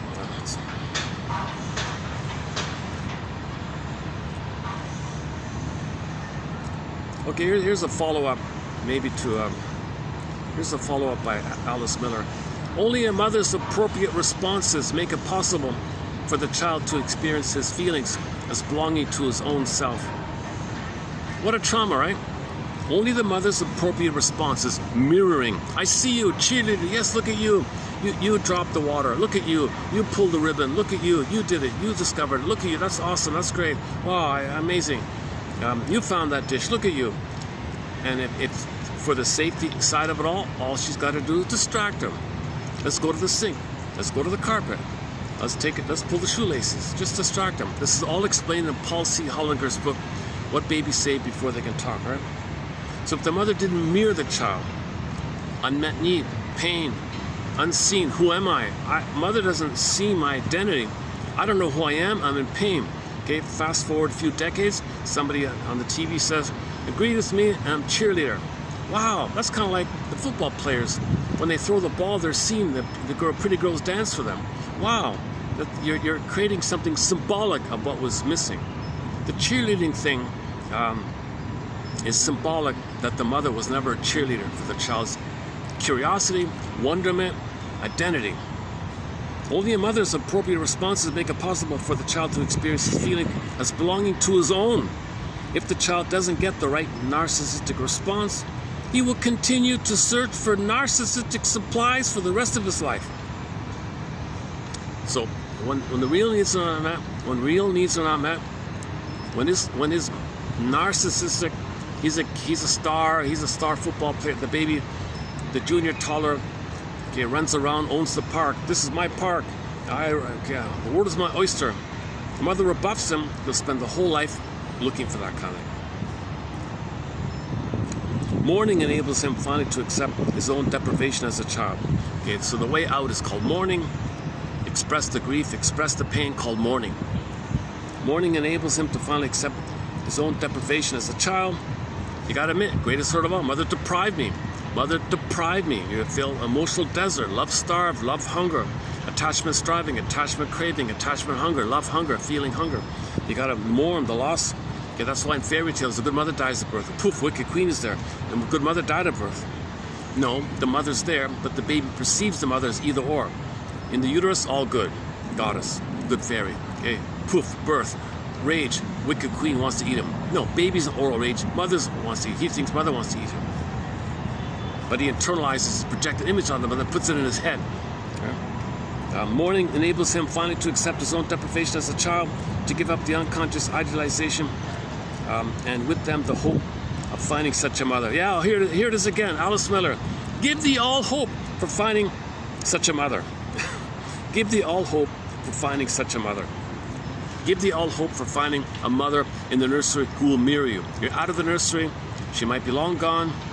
You got to give up hope for a better childhood past.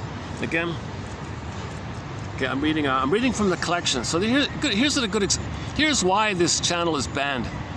Look at that, Alice Miller, huh? Excellent author. You know, Alice Miller, you know her story? Her classic book, The Drama of the Gifted Child. Nobody wanted to publish her book. She got rejected by everybody, left, right. It took her years and years and years to find one little tiny obscure publisher. Okay, I'll give it a chance. Underground bestseller. Okay, it went around and now it's a classic, tens of millions of whatever. And then, so this is interesting. Yeah, so Alice Miller is helping you to identify the greatest hurt of all. Mother failed you. Don't publish that. No one's going to buy that book because the baby must see the mother's a goddess. A book telling you that she hurt you. I don't want to feel that pain. I don't want to know that truth. Need to know. I can't know that truth. We're not going to publish. No one's going to read that. Everyone. You need to feel safe with somebody to feel that kind of thing. As a defense against the pain of admitting that, you reject the book. You reject the idea. How dare you? My mother's a goddess. She makes the best pumpkin soup in the world.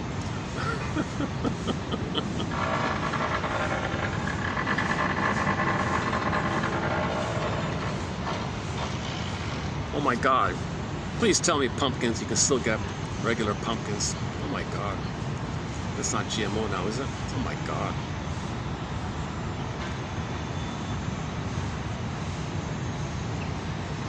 So the food pyramid is non-GMO, Okay, non-pesticide, non-hormone, all normal food, original food, versus all the sludge room. Now they're advertising 3D printers. It's going to print your food. It's going to print your sludge, add chemicals to make it tasty. Like in the Star Trek replicator thing. It's a 3D printer of your food. They're going to put cells in there and then artificially blow up the cells and then add stuff to it, add some sludge to it. So what's that a reflection of? So back to as above, so below. If we're creating junk food out there, the reflection is we didn't get mother's love food, mother's loving gaze, mother's mirroring, love food, love needs.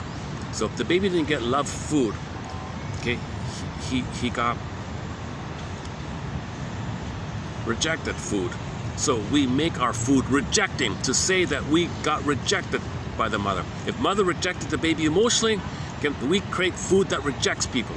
We didn't get proper nourishment from the mother, love nourishment from the mother. Okay, as above, to know that we create food that's non-nourishing as we communicate to know that we were not nourished by mother's loving gaze, loving eyes, loving presence. We create to know the inner. As above, so below. We don't know the below, so we create it in an attempt to know the below. That's why we're doing stuff, to know the in, to know within, to get the story.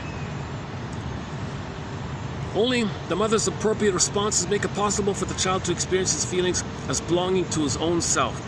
If the child doesn't get the right narcissistic response, he will continue to search for narcissistic supplies for the rest of his life. Mourning enables him finally to accept his own deprivation as a child, to give up the unconscious idealizations, and with them the hope of finding such a mother. Give the all hope for finding such a mother. But we still have the hope. That's what the chase is for. Oral fixation, cookies, drinking, smoking, gambling, promiscuity, that's all hope. You still have the hope for the mirroring. Accept your feelings, accept your curiosity.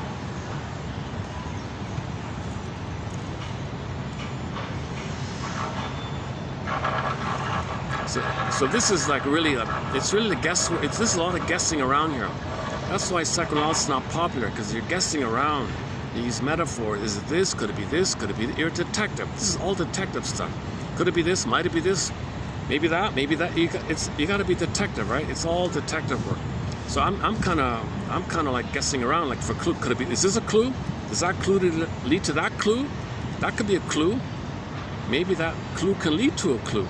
Maybe that's not a clue, but maybe it rules out what's not a clue, getting me closer to a clue. Like you got to just guess around like that, right? So it's a very that's why there's so much out there. It's just all kind of guessing around, right? That's why it's so exciting to find an analytic author like Alice Miller a little bit. I'm not too crazy about her, but parts of it, yeah. Masterson's a key author here. Berger, Masterson, Karen Horney, and many others. Mahler, Klein, Fairbairn, and Rinsley, Guntrup, Ogden, Grotstein. Let's do one from Grotstein. Yeah, I've got one here from Grotstein. Okay, below is a quote on the BPD by Masterson, but I want to preface this with what Grotstein's take on it. Grotstein, he has a fresh kind of a fresh look on it.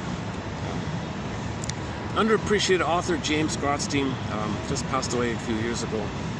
No video, no audio, just a few books kind of thing. His thing about some kind of amalgam between your neurotic mind and your psychotic mind. So primary to secondary, or secondary to primary. These two lines, and you fuse them in. You create a new amalgam. It's like a magic mirror in the mind. He calls it the amalgam. So the BPD is very chaotic like that. So they can sound reasonable, be psychotic.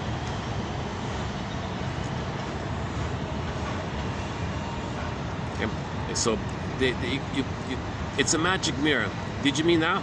He's over there. You meant that? You meant that. He flip-flop. So he has this stable ability to deceive, to lie. It's survival. It's survival anxiety. Cannot tell the truth. It's a way to survive. BPD cannot connect. They cannot trust. They got to survive. They're master liars, master manipulators, Did you mean that? They're over there. Oh, you meant that? They're over there. So you meant that? No, you meant that? They're over there. What's wrong with you? They can flip it and shame you. So you catch me if you can. Now you see me. Now you don't. Kind of. So BPD is chaotic like that, right? So the source point was two theories. The baby and the mother were fighting all the time, so they're always fighting all the time. Quick, short, intense, short-term relationships. Identity diffusion, because they can pretend to be someone else to confuse you. They don't know who. They never internalize a good mother, so they keep internalizing for the moment whoever's in front of them. Identity diffusion. As a person, they'll pretend to be you, and they'll pretend that you're them. They flip things around like crazy. So this is back to the song by Streetheart. Storyteller. You're such a story. You're such a crazy making lady. You're making me crazy. You're such a storyteller. So that song, Storyteller, by Kenny Shields, is most likely about a BPD woman, a woman with BPD. What seems to give the BPD personality organization its uniqueness in differentiating itself from psychosis on the one hand and neurosis on the other is not so much its mid-place on the spectrum. So 100 years ago, people had no idea to understand it, so they just ballparked it by saying they're on the line between being psychotic and neurotic. They're kind of so close. So there's you got to be careful. No, they don't lose their mind. He says they have something that blends the two. Poof, a new thing that includes the two. So they can be very good artists and very creative and all that. But anyways, if they're aware of this, they can be very intuitive and creative like that, because they can bring unconscious to conscious. But is instead a qualitative difference. This qualitative difference is characterized, in my opinion, by the presence of a psychotic personality organization and a normal/neurotic personality organization, which have undergone interpenetration with each other.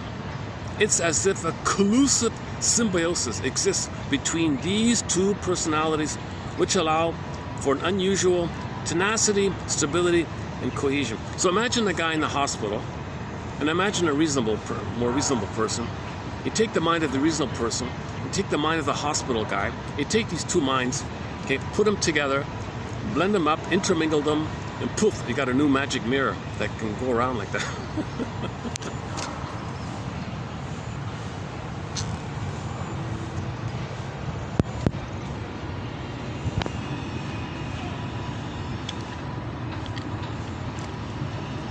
This amalgamated personality seems to be successful in preventing psychotic breaks because they have the line to the normal, right? Although momentary psychotic episodes do occur. One of the factors which seems to distinguish narcissistic from borderline personalities. Okay, so he's talking about the lower functioning BPD. He's talking about the stereotype, like the chaotic. So they don't trust, they don't connect, there's no stable relationship. They gotta create fights, soap opera, non-stop soap opera, crazy making soap opera kind of stuff.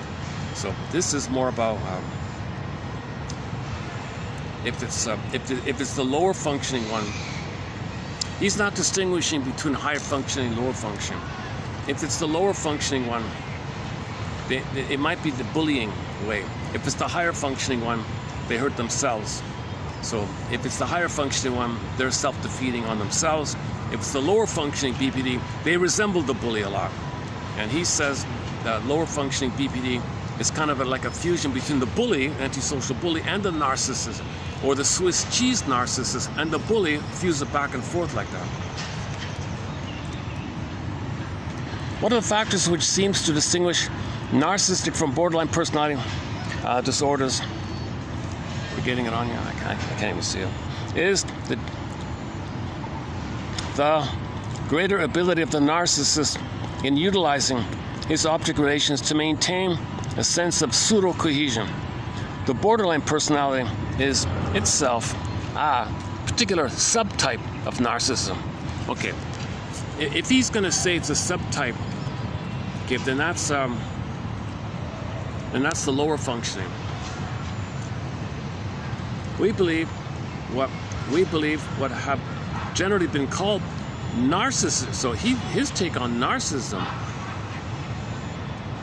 underlying the narcissism, is manic schizoid subtypes, where the former, the manic, is characterized by a seemingly presumptuous and invasive, emboldened attitude towards reality, exhibiting a grandiose self and or a relationship to highly idealized objects in which there is a combined effort of contempt, control, and victory. Okay, so the exhibitionistic narcissist is like a manic, kind of like a manic psychotic or something, right? But they're not psychotic, but they're always manic. So they got to put you down, get exhibitionistic, control, contempt, envy, greed, shame. Oh, okay.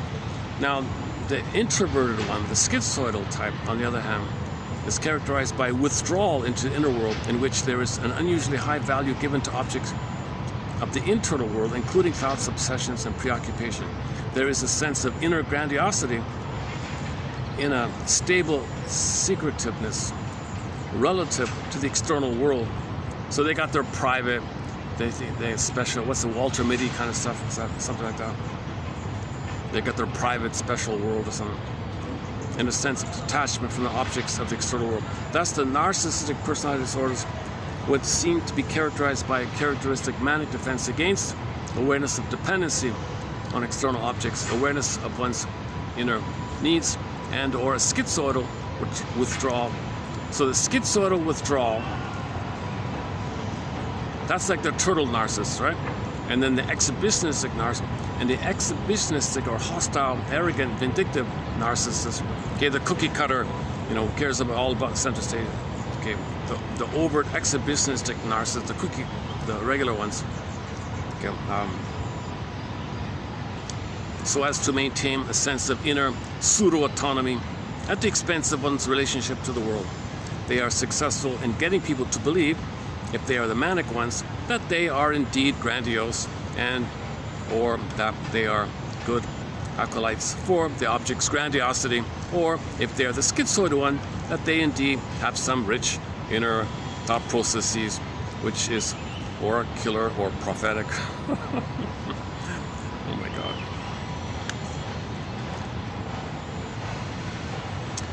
So the covert, so the clock, that'd be like Iago, right? So Iago would do that, right? The detached closet narcissist. So if Walter Mitty didn't at the other end of the spectrum of the manic and schizoid personality disorders are the borderline ones. What distinguishes them is their vulnerability to disorganizational episodes, and I should like to add a relationship to reality and to the objects of reality, which is somewhat more questionable, thin and tenuous than is characterized by their more successful narcissistic brethren.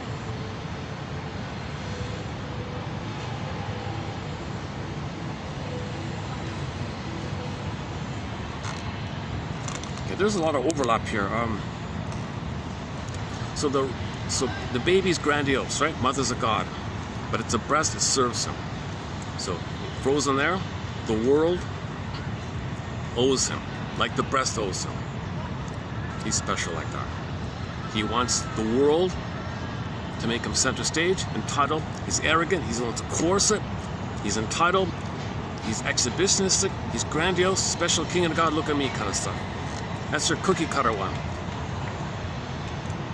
So he's arrogant, entitled, okay? Now, if the world doesn't supply, click, he flips over to the rejecting mother. His shamed one put onto you, you're no good. He devalues himself and you're him. And he plays the devaluing mother. So either he's the special grandiose self or he's the devaluing mother. He'll flip those two like that.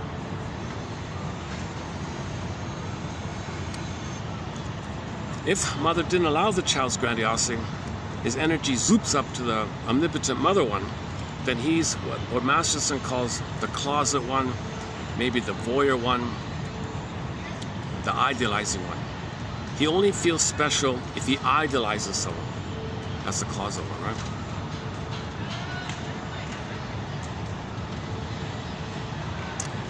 Now, the turtle narcissist seems to be a separate thing. If there's a schizoid thing, the schizoid issue of being like in a turtle, that's the schizoid narcissist. So in a schizoid narcissist, they feel arrogant and proud in their own little world. But if they are going to be in public, they want you to think they have some special knowledge or something, to feel important.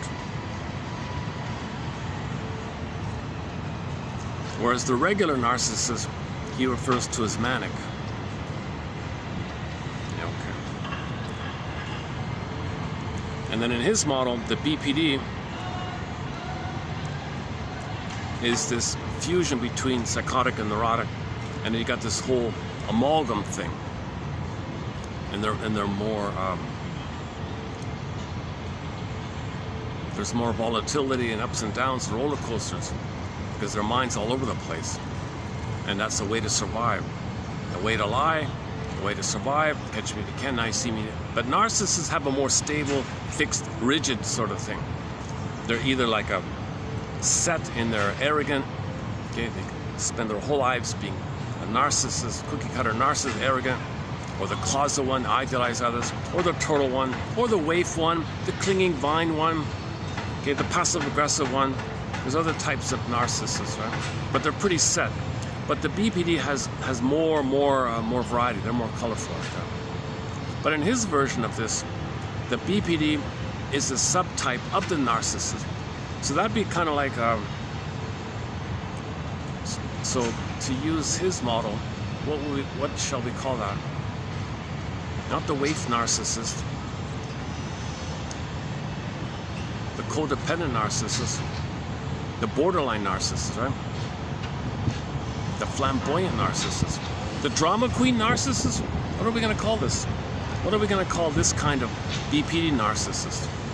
So the BPD has the lower one that he's calling the BPD narcissist versus the higher functioning BPD, which is more the codependent area, where they don't hurt others, but they might be self-defeating and dramatic and childlike, and they have some compassion and care. The higher functioning BPD, that they are more relationship focused, and they are helpful sometimes, and whereas the lower functioning BPD narcissists, they still only care about themselves. Whereas the higher functioning BPD, there are times when they're helpful and compassionate. They could be good counselors and helpers and nurses, or help others, help their friends. They could be very caring and giving, the higher functioning BPD, right? They have some identity, some morality and feelings, and they cry. Like they're more in touch with themselves, but it's like a wounded child kind of thing. They're still in the wounded child kind of plate. They're still holding on to some kind of sense of wounded inner child. Whereas the narcissist, no, others can have it and I'll reject it in them. I don't want to see it. I hate it. I want to play infantile God. It's all bubble. Let me play bubble. I'm in my bubble. And everyone plays roles for me and I live in my bubble. So narcissist lives in a bubble, solipsistic bubble. Okay, so enter the book called You and the Narcissist by Kimberly Harding. Is that right? Her example was, her metaphor was, imagine a kid, a little girl playing with her dolls and all this. So she's the human and the dolls are things. But she says to the dolls, the things, all right, doll number 1, you play this role. Got it? Okay, doll number 2, you play this role. Got it? So she's the director of the play. They're dolls. They have a role that she assigns them to play the role. She controls the dolls, and she's playing in her dollhouse. Right? Now later on in development, the child plays with their friends, and they give up this doll stuff, and they have more delight and fun playing with kids their own age kind of thing. Real kids to kid play and all that. The narcissist is still in the doll place. People are like dolls, they assign them roles, and they want to control them, and they force people to play roles in their dollhouse. But the higher functioning BPD, they have mutuality. It's just confused. They don't know what they like. I think my favorite reference is the show I'm Married to Joan, starring Joan Davis, the comedian Joan Davis. She was kind of caring about others. And, but she never had any confidence to do something on her own. She would fail. The husband had to pick up the mess. And she had this drama about, she didn't hurt others, she didn't mock others. Right? Whereas other comedians, it's mostly about put down jokes, shaming jokes, you're such a fool, you're no good this, you're no good that. Like, she doesn't mock your vulnerability. In fact, she would protect people's vulnerability. She would adopt kittens and children. She would help vulnerable people. Like, she would help all the time, right? Whereas other comedian types, if they see vulnerability, oh, you're such a this and you're such a that, you're so foolish, you're so this, and the schadenfreude stuff. So she didn't really have schadenfreude right down. So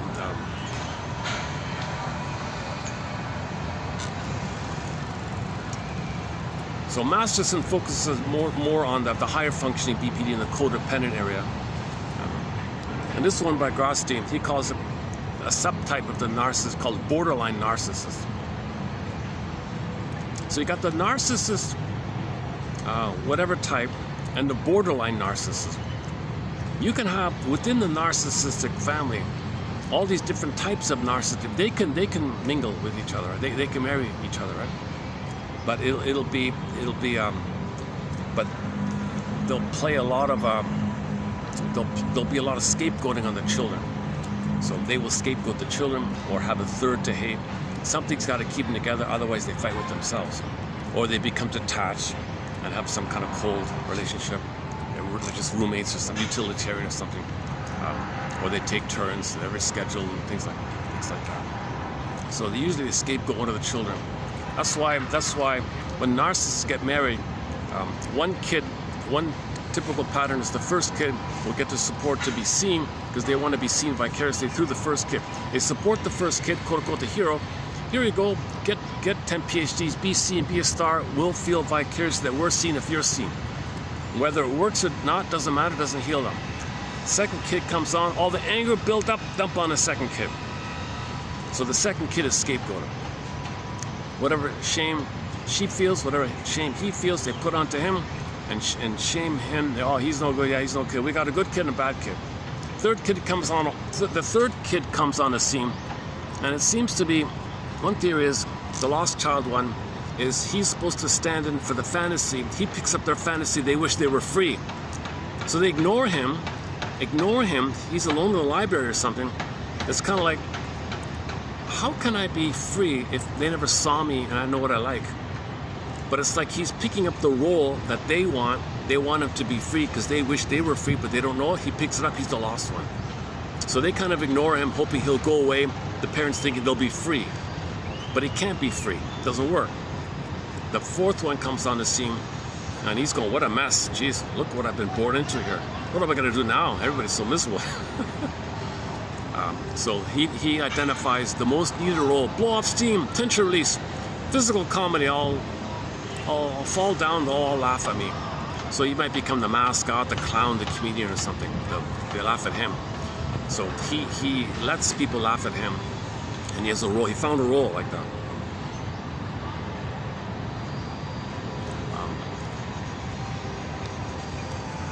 Okay, yeah, I'll admit my delivery today is really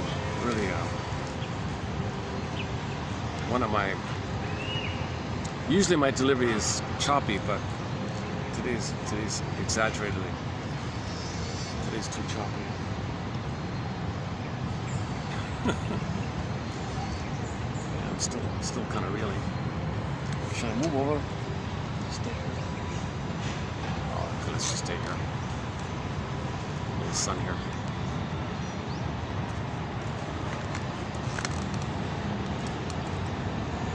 So Masterson emphasizes that if the mother's to use the child to meet her needs and doesn't let the child be free, you can end up with the BPD area where the child is rewarded for not showing autonomy, initiative. I'll reward you.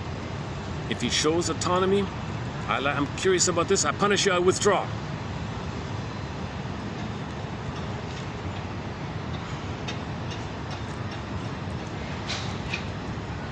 So the pattern is, the child shows self-activation, mother withdraws. The child's down and out crying, oh, I reward. The child learns, if I don't initiate, if I don't self-activate, mother loves me. Okay, so I won't self-activate. Later in life, if they do self-activate, it's going to trigger the abandonment depression, which leads to defense. So it's a little more chaotic like that. Where the narcissists, they don't even bother anymore. Others can play their curiosity and they'll mock them. So narcissists are way more cynical, sarcastic, put down humor, bitter banter humor, always finding fault, and they can't stop. They're addicted. They're addicted to hating others because they're one with the mother, and they're addicted to being with the mother. Because they're in a blissful state if they are the mother. It's perverse humor, but to maintain that status, they gotta find someone to mock and shame. So it's quote unquote, what do you say, more stable, right? The narcissist looks more stable like that. And then if the stinger and the clinger do get married, the clinger, the higher functioning one, because they're still childlike, they're easily fooled by the stinger. The stinger's thrilled to have somebody to shame and hate.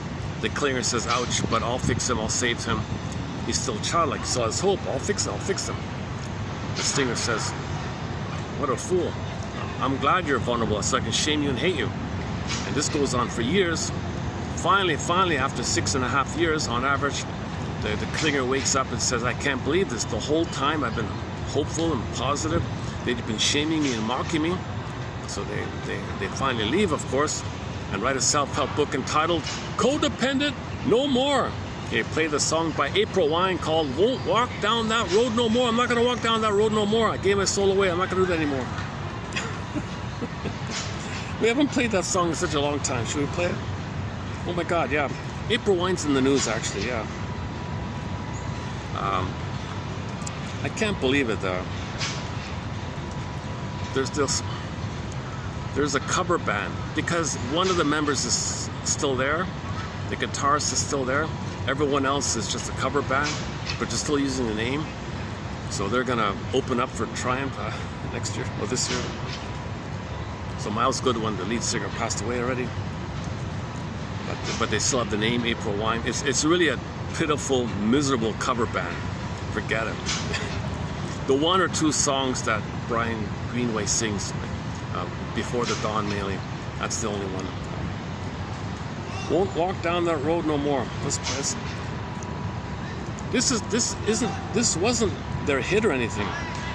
But do we have it here? Hang on a sec. Where is it?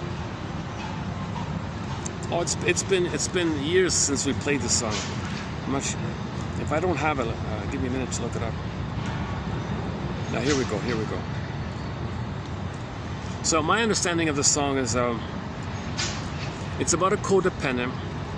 They were naive and trusting, childlike. They thought in an optimistic way, but the partner was a stinger. It went on for a while. I can't do this anymore. I won't walk down that road no more. I won't marry a narcissist anymore. It hurts too much. I've suffered 6 to 7 years for this. I can't do that anymore. It's too painful, it's too stressful. I will not walk down that road no more.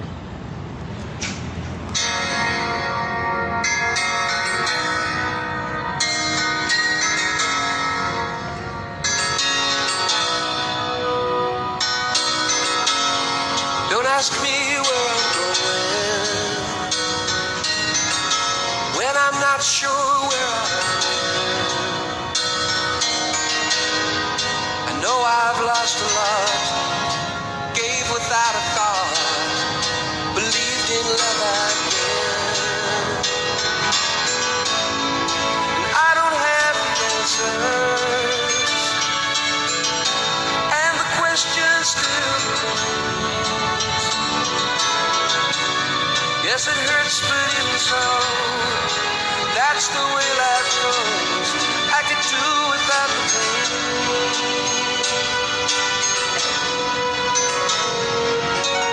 but I won't walk that road no more. Ain't it more than distant shore? I've been broken here in two. That's what love can do. I won't walk that road no more.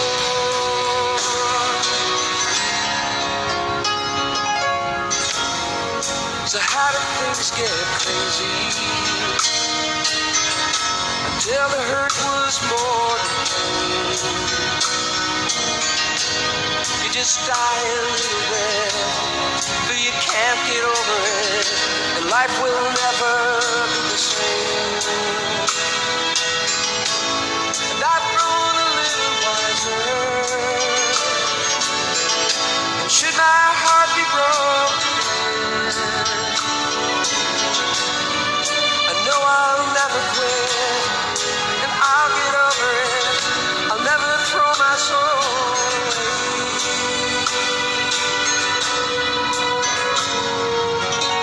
And I won't walk that road no more, headed for that distant shore. I've been broken here in half, scared myself to death. I won't walk that road no more.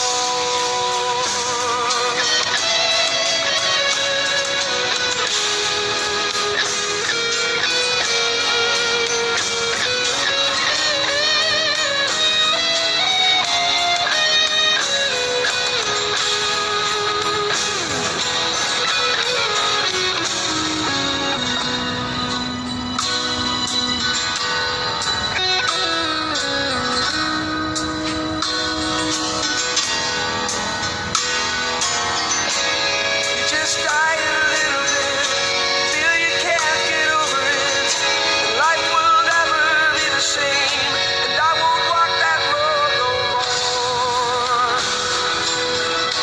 headed for that distant shore. I've been broken here in two, that's what love can do, and I won't walk that road no more.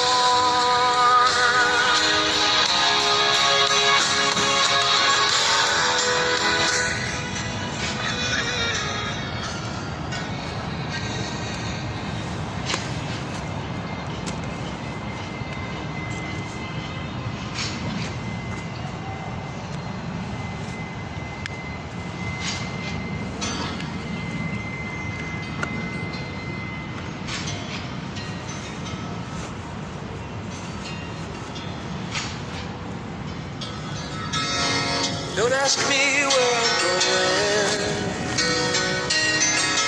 when I'm not sure where I'm going.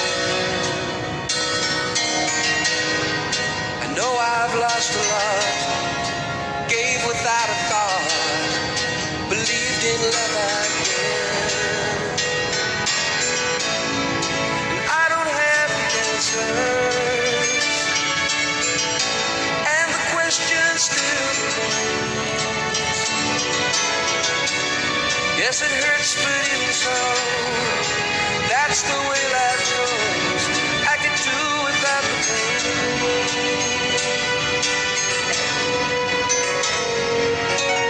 but I won't walk that road no more, headed for that distant shore. I've been broken here in two, that's what love can do. I won't walk that road no more.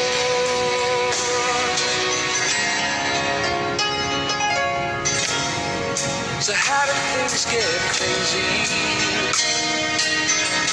until the hurt was more than pain? You just die a little bit, but you can't get over it, and life will never be the same. And I've grown a little wiser, and should my heart be broken, I know I'll never quit, and I'll get over it. I'll never throw my soul away.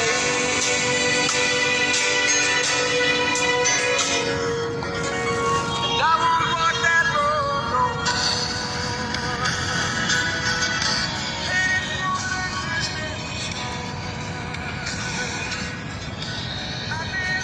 Still recording? Okay. I was just thinking, Triumph should use, see, Harlequin, I think the original guy is still there with Harlequin. They should have invited Harlequin to open for Triumph. Because so we played a couple of songs by Harlequin recently. Rise, We played Rise. I Did It for Love. They've got a bunch of hits, Harlequin. They should have invited Harlequin to open up for Triumph.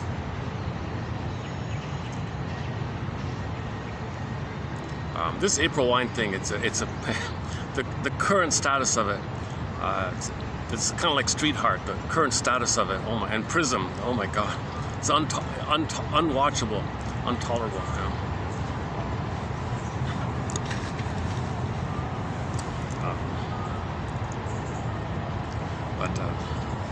Okay, I don't know the business. Business, yeah, it's just business. Yeah. It's all right. Okay, is that it? Okay, Grosstein, right?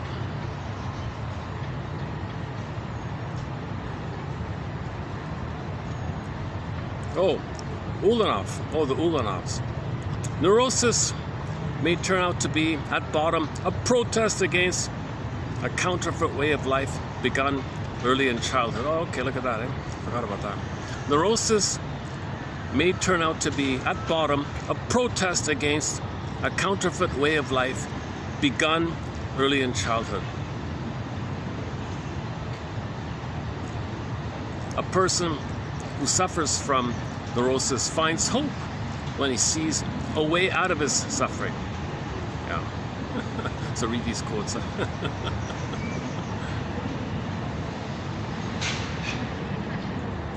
else? I'm just randomly flipping through years 1 and 2 of this is just years 1 and 2 of the collection here.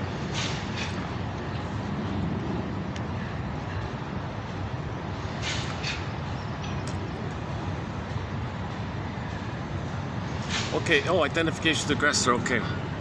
Okay, Faustian deal. The mode of defense, which is typically organized to cope with harsh, threatening, parental discipline, is referred to as identification with aggressor. The anxious child signals by his actions a feeling which may be translated, I'll be you then.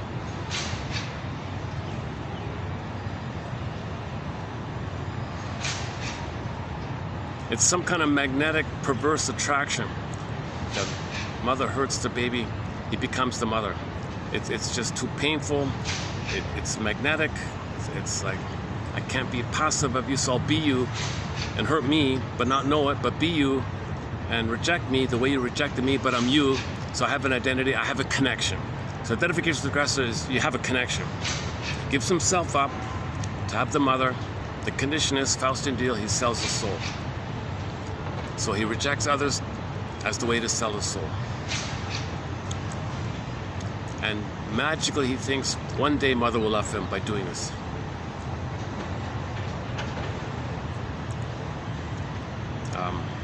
The hatred felt is turned outward, is readily expressed against all those who seem to represent what one must deny in oneself.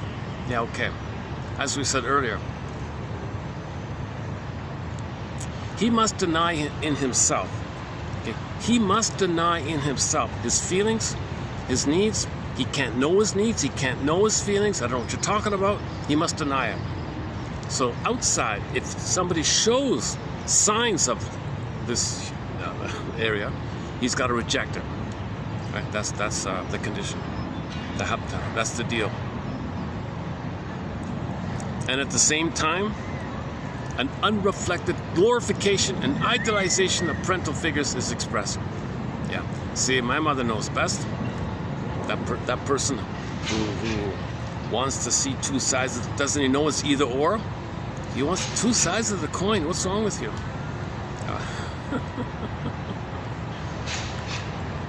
So he idolizes the mother, who couldn't accept the child having needs and feelings, the two sides. Okay, let's go. Let me hang on a second. Let's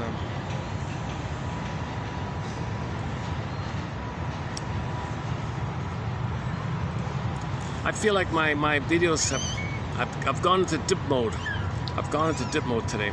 I've done a very good stretch of very strong videos past the stretch. I feel today I've kind of dipped a bit. I really dipped today. That's too bad, eh? This is a familiar feeling. Every couple of months, I'll have one of these real dip videos. I just kind of, okay, it's all right. I just write it off or let it go. So I'm not even gonna post shorts from this video, probably. Let's read this one by Masterson. Yeah, the borderline client has a well-earned reputation for being needy and demanding. Okay, so he's still like a child, right? He wants mother to support his growth. Come on, mother, teach me, guide me. I don't shame you. Please help me like this. Okay, so he's still like a child. Narcissists give up the child stuff. Remember the Faustian deal? They play infantile God. They don't bother with that anymore. They gave it up. The child is still on the developmental course, but he's hurt, but he's holding on, he's needy, he's crying, whimpering or whatever. The borderline client has a well-earned reputation for being needy and demanding, and for being able to evoke counter-transference into therapists to that behavior. These two characteristics, acting in concert, make it difficult for the therapist to carry out a crucial initial therapeutic task to determine the relationship of the client's quote-unquote neediness to the therapy program. Like, what should we do here therapy-wise? The issue is further complicated by the client's provocative testing behavior, which has earned the initial phase of therapy, the testing phase. The client has been able to maintain some emotional equilibrium by his defenses while denying that they are destructive.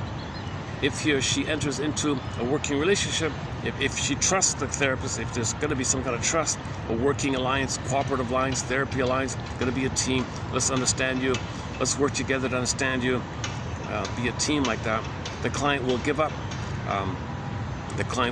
His or her reliance on the defenses and rely on the therapist and the therapy. So you want to convert all this drama to a working relationship. So Masterson's line is, you want to convert all this acting out, drama, testing into a working relationship. You got to first get to some kind of cooperative place, right? But meanwhile, he's testing. My mother failed me. You're going to fail me. I'm going to make you fail me. My mother failed me. I want to prove to the world that my mother rejected me, so I'm going to make sure you fail me. I'm not going to cooperate. I'm not going to trust you. I'm going to make you be a failure therapist. My mother was a failure. So the client's determined to communicate what the mother was like by making the therapist fail because mother failed, or the mother said he was no good. Oh, you're no good, because mother said I'm no good. So they're kind of in the past, recreating the chaos and the drama with the mother, with the person or present. All this acting out, testing. So does the therapist, can he interpret this? Can he confront this? Can he prove that he's safe and knowledgeable? Can he get it to a working relationship, right? So-called testing phase. The client has been able to make, since the client doesn't know the therapist, he or she must test the therapist in order to answer two questions. Is he competent? Is he trustworthy? When these are answered by the therapist's interventions, the higher level BPD, the middle to higher level BPD, is able to give up the destructive defenses and use therapy as an opportunity. The crucial issue then in the testing phase is to decide whether the client's ostensible neediness is a true therapeutic need, as in the lower one. In that case, you can't do analytic therapy if it's too low like that. He can only just seek to feel better. He's on a place to get better. I just want to feel better. I can't get better. That's the lower one, right? So-called supportive therapy. Or a testing behavior, as in the higher level. So clients who come in chaotic, the higher level functioning ones will get to a place of cooperation. The lower functioning one that resembles the bully They never trust. You gotta fail. You gotta be no good. I gotta be above you because mother was above me. I was too pain. I'll never trust. I'll never connect. I'll never relate. This kind of jungle mentality. I'll never trust. That's the lower one. So they don't want. They're not in that place to get better. That's why men's groups fail because there's too many characters like that. They don't screen out the lower functioning BPDs. Bullies aren't screened in these men's circles, I think. Only an advanced, maybe a very advanced, established men's circle that's stable and is aware, maybe at some point after a couple of years of stability, maybe then they can allow just one in and contain that. But even still, can you even get to that stage? You know? Most groups fall apart well before that.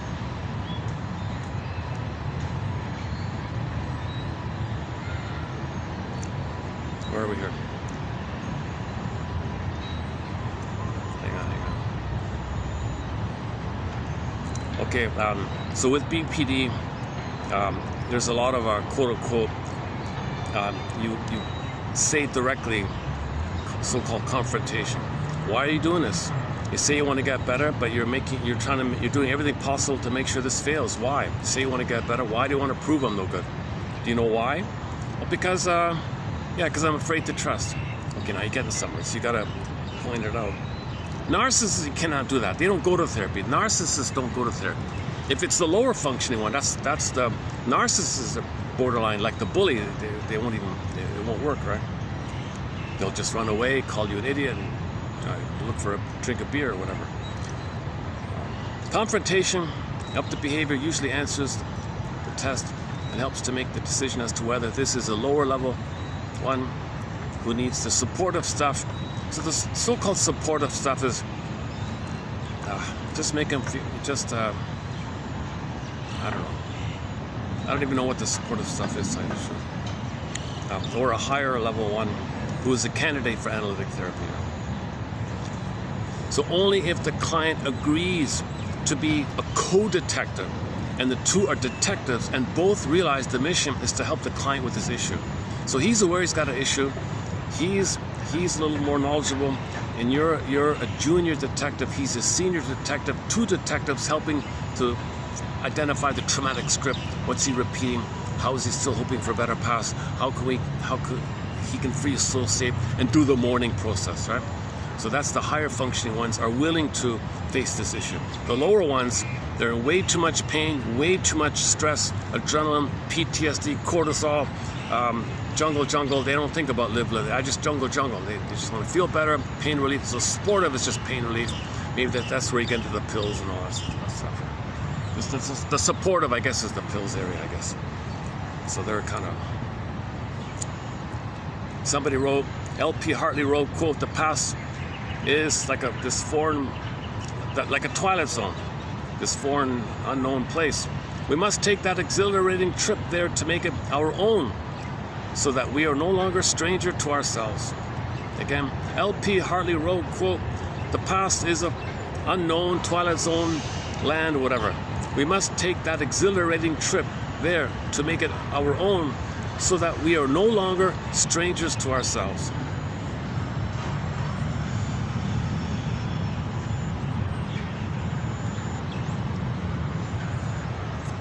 Hold on a second. Somebody's just right in front of me here. Hold on a second. Oh.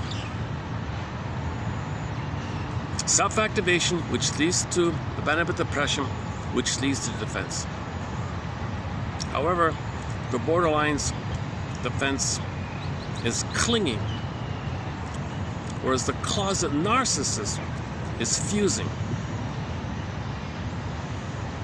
Okay, narcissism does this thing about what's the difference between the higher functioning BPD, the childlike clinging. They might cling, please take care of me, I'm dramatic, I don't trust you, please love me, I need you, but I can't live with you, can't live without you. This all this chaos like that. Versus the closet.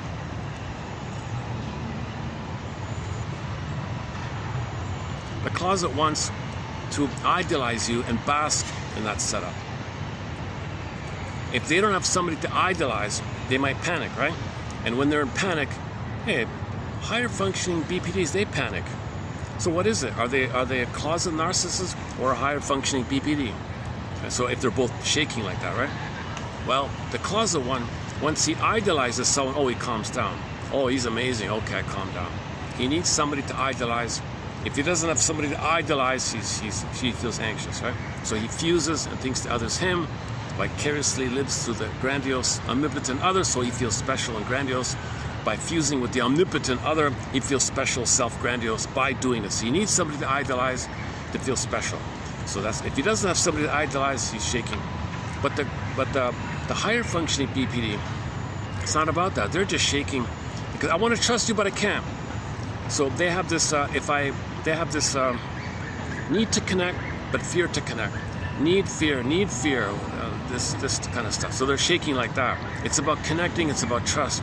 But the closet narcissist is just about, I want to feel special.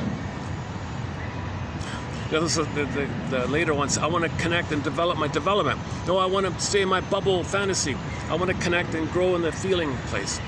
So you got there's sort of two phases. Before 18 months, the bubble stuff, and post 18 months is this rapprochement, back and forth. Can mother support me? Is she okay with my autonomy? Does she need to use me? Do I got to sacrifice to please her? Does she allow my development?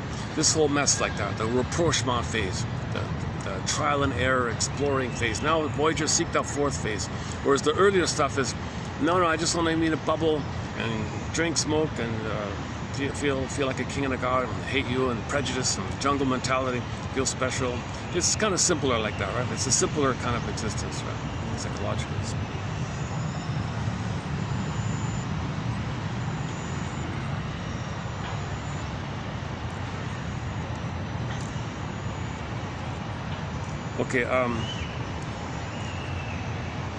Okay, so here's what Masterson says about Kohut. Kohut's conception of why and how the mother's mirroring function is defective seems to me to describe only part of the picture. He describes the mother as lacking empathy for the child's grandiose, exhibitionistic self. In other words, she is not able to understand or respond for a variety of possible reasons, none of which seem to have anything specifically to do with that child. The reasons may be her narcissism or whatever's going on with her. So something's going on with her, i.e., she's waiting for a better childhood passed on her end. She's impaired, she's depressed, or something like that. Although this no doubt is true, far more often, in my experience, the mother's defective mirroring springs from a specific emotional withdrawal because her child is expressing their unique self. Oh, you're expressing your unique self? I withdraw. I can't see that. You're interrupting my need to use you for a role in my theater. You're going to be yourself? I need you to play a role in my theater of the mind, my past drama in the mind. I need to put you into a role. You express yourself, I punish you, I withdraw, so you play my role for me. But mother, I want to be me. No, you got to play a role in my past. No, I'm not in your past. I'm in my present. No, you're in my past. I'm pulling you into my past. The child's self-expression interrupts the child's resonating with the mother's projections and thereby upsets her. Okay, her agenda, her repetition, her need to repeat. Kohut equates the father's idealizing function between 4 and 6 with the mother's mirroring between 0 and 3. If the mother's mirroring is not laid down a firm sense of self, in my view, the father is unable to compensate for it in an effective way. Yeah. So if the mother fails, and you transfer that need that the mother failed from 0 to 3 to the father from 4 to 6, he can't do what the mother should have done from birth to 3. The father can't do what the mother failed to do between birth to 3. Now, fathers get blamed for the mother's failure and all the hatred on the father, but it's really the mother. But you become her. And you got to think she's good for your survival. So the father gets blamed for what the mother did. It's like a very common setup. The aim of the treatment is to establish an empathic bond or self-object transference that repairs the client's defects through transmuting internalizations. Oh, I wish you could. So Kohut thinks, I want you to transmute me. Okay, whoa. This suggests a kind of fantasy reparenting. Fantasy reparenting. So Mr. Kohut is all about fantasy reparenting. The Kohut says he trains his students. You can be a parent. Let him fantasize that you're his mother and you're going to mirror him. Just join him, agree with him, mirror. Oh, you like this? I like this. You don't want that? I like. You join whatever he says. Okay, you play this game. Master says, no way, no. You're patronizing, insulting. Not reality. You're not in reality here. No, you cannot do that. The therapist is not a fantasy parent in the nursery. The personal present is not the nursery mother in the nursery time. Don't do that. This suggests a kind of fantasy reparenting. Needs not met as a child are met in fantasy and dream. The reality dimension is missing. Kohut objects to a concept of therapeutic alliance based on reality. So Kohut doesn't believe in a reality working relationship. You're an adult, but you're wounded. I'm an adult, and I'm trained in this area. So we're two adults, and we can work together. Kohut says, no, he can't do that. Forget it. Treat him like a wounded, traumatized junior toddler, baby, and step into the role of mother and mirror him. Do what the mother should have done. Master says, stop it, don't do that. And guess who's more popular? Kohut or Masterson? Kohut has way more followers than Masterson, right? So that shows the deep fantasy to still get mother's love by this method. You still have this stubborn hope to get mirroring by somebody. Master says, no, you cannot do it. Give thee all hope for this. No, don't do this. Don't still try to get it. No person or present who pretends to agree with you, who agrees with you all the time, is your mother being a cheerleader. No person in the present, no cheerleader on the football field is really seeing the football player, whereby he's in the nursery and mother's being a cheerleader for him. And the audience is vicariously participating in this fantasy exercise. It's triggering. It triggers the need. It triggers the fantasy. You get good feelings by the trigger. It's a feel-good exercise. It's addictive. A lot of people are addicted to sports, right? Maybe people get addicted to this kind of stuff. Master says, no, be an adult. I mean, face the reality.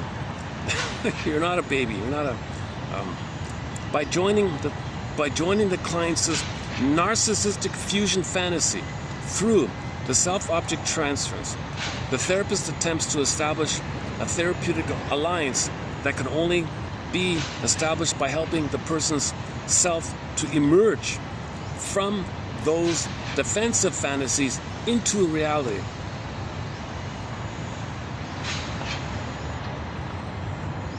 You gotta get into reality, in other words. When the therapist de-emphasizes the real object and the real therapeutic alliance and enters the client's self-object transference, he or she joins the client's defenses rather than helps them overcome them. So he said, oh, you got a defensive need? You got a fantasy need? The therapist is like a pusher. Oh, you got a need? Oh, here's a cookie. So the Kohut's approach is, oh, I'll be like a cookie for you. Master says, no, you got to get out of the cookie world and into the real world. Oops, hold on a second.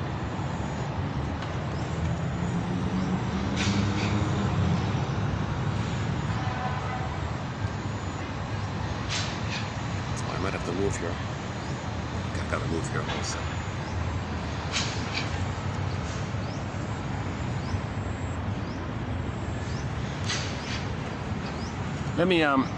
Let me pick a song and we'll move. Hang on a sec. Or maybe I can, let's see. How's it back here?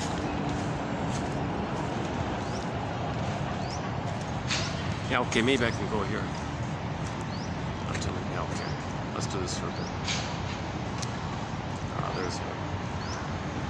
Let's play another song here. Let's play our new song, eh? What is it called? What's it called again? Angel's Whisper, yeah.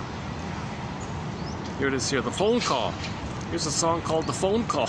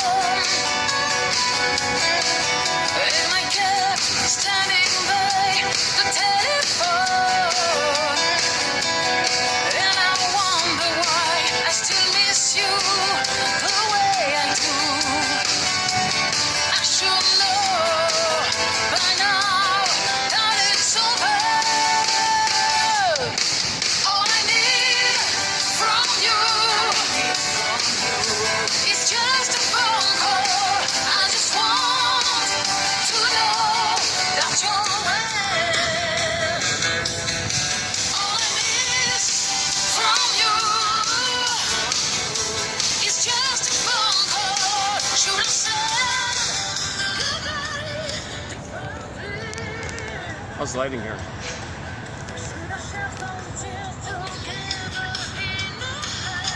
Yeah, this first one's okay.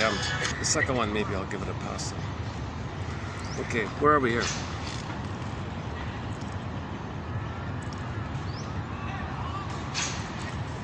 Yeah, that last point. Let's emphasize that last point. When the therapist de-emphasizes the reality of the situation and steps into his defenses, he's joining in his defense. So the defense is, I have fantasy that you could be my mother who sees me. Okay, I'll play that fantasy. I'll step into that fantasy for you, and I'll try to see you. He calls it empathy. Oh, you need this. You like this. Oh, you like. Oh, you like the band Angels Whisper. Yeah, I like that music. You like it? Yeah, I like it. So you join. You agree. Yes. It's like mirror. Like you're one. Like it's a fantasy thing. That's just a no. Pull him out of fantasy. Don't join the defense. Get him into reality. Pull him into reality. Don't step into his fantasy. Don't step into his fantasy. That's what Kohut does. So if you want to step into the fantasy of the person and try to fulfill his fantasy, okay, like a wine being mother's sweetness in the nursery, that kind of fantasy, that's the Kohut thing. It's called self-object, self-psychology. Because you never had any kind of... The self is consolidated with the mirroring. So he says, oh, he doesn't have a sense of self. Well, just mirror, maybe you can transmute it. Enter Katie Lee's song. I want to be transmuted. I'm playing a joke on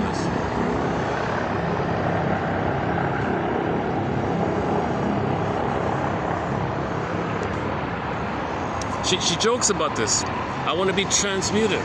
You see, she jokes about this. Let's play that song by Katie Lee. Hold on a second. Properly Loved, right? So let's play some Katie Lee here. We've got 5 songs by Katie Lee on our soundtrack. One of them is this one here,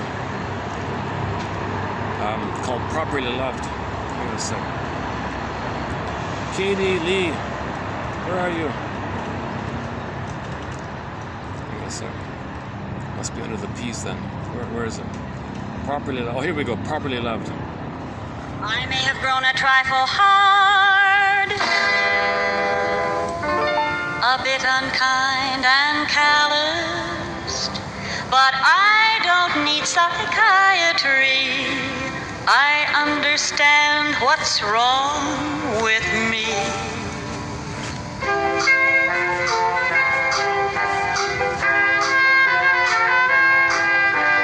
I have never been properly loved, but when I am properly loved, it's bound to rearrange me. I'm only waiting till I feel those sentiments I know will change me.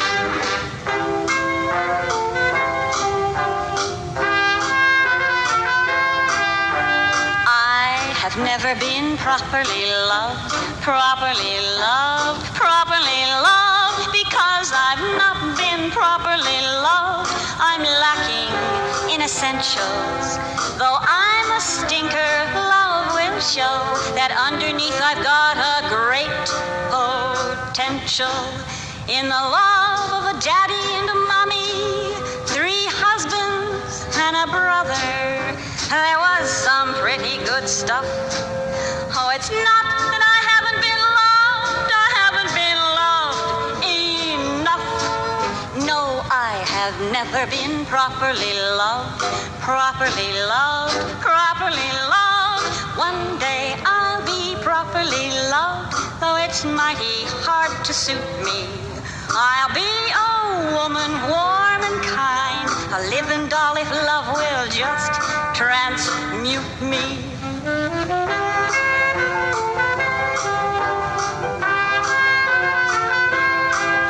In the love of a varsity backfield, 2 admirals and a sailor, there was some pretty good fun. Oh, it's not that I haven't been loved by one who made me feel most properly loved. But when I am properly loved, I'll be transformed, and suddenly something fine will shine from me.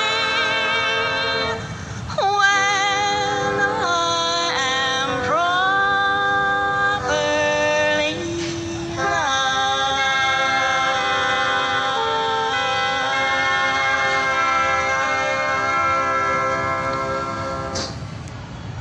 that's pretty close, right? She still has the hope to be transmuted. I may have grown a trifle. She even says it in there. I'll be transmuted when you see me. I'm waiting to be seen. So she would go to Mr. Kohut. This is like a Kohutian thing. She'll go. I want to be properly loved. I was never properly seen. I want you to see me so I can be transmuted. I want one person to really do it.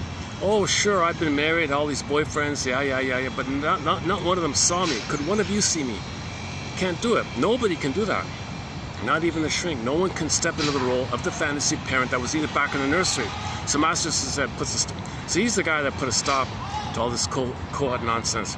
Kind of like how Karen Horney put a stop to all this perverted Freudian translation nonsense.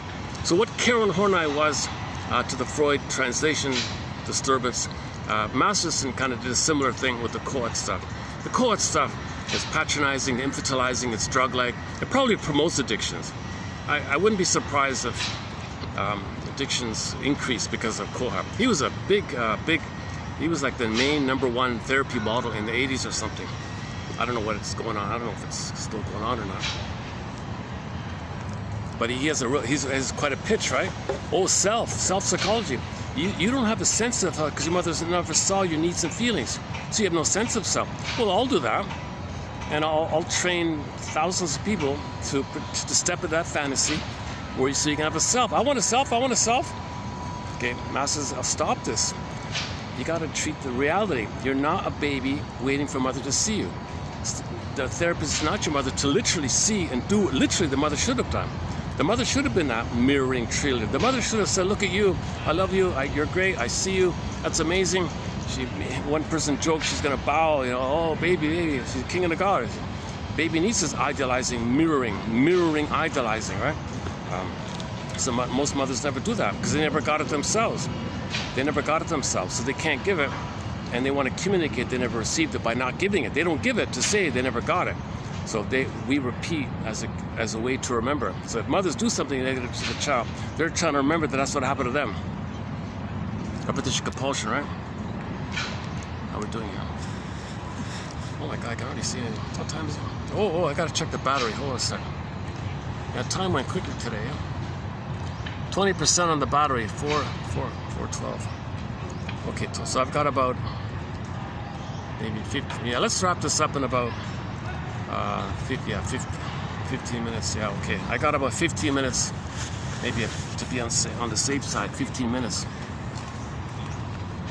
That's okay. Maybe what's the first one here? The term closet narcissism was chosen to emphasize that the client's grandiose self is defensively concealed and hidden by the client's basking in the glow of an idealized object to help bolster and regulate the client's vulnerable self.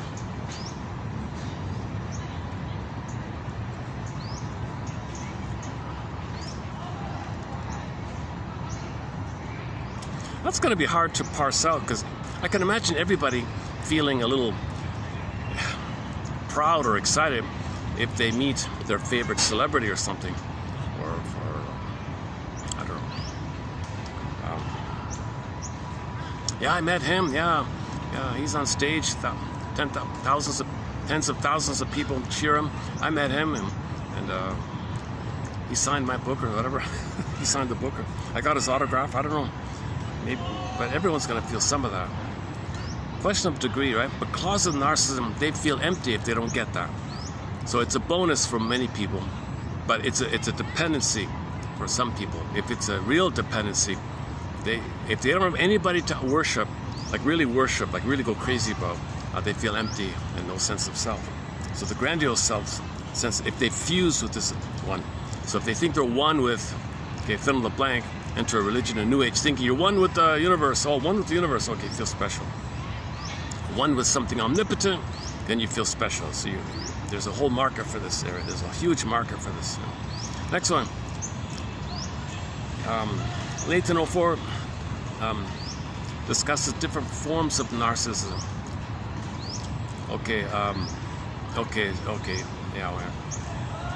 a stereotype from long, long ago is that women would be the idealizing one, the closet one, the voyeur one, right? Not anymore, but so characterized by subordination of the self to others and the need to develop a sense of one's own power and importance by attaching oneself to a powerful other. The male forms, the stereotype form is based on grandiose omnipotence and the denial of the need for others and an inability to see the other as a subject.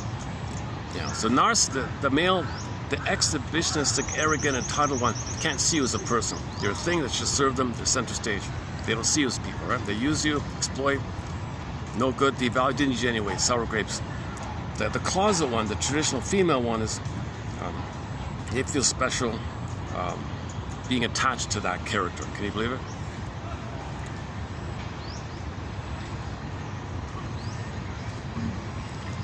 The silent, idealizing transference repeats a more archaic experience where the self-object's availability and perfection are taken for granted.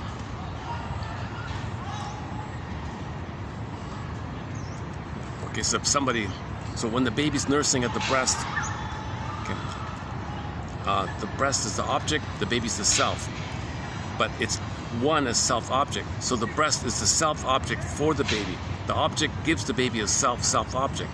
The mother functions as a self-object, symbiotic object for the baby, and the breast is a self-object, and the baby thinks he owns the breast. It's the thing that he owns, a self-object relationship like that. So the baby silently idealizes this archaic availability, and the perfection is taken for granted.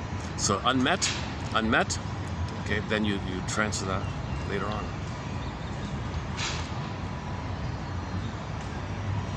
Enter New Age thinking, religion, and all that stuff.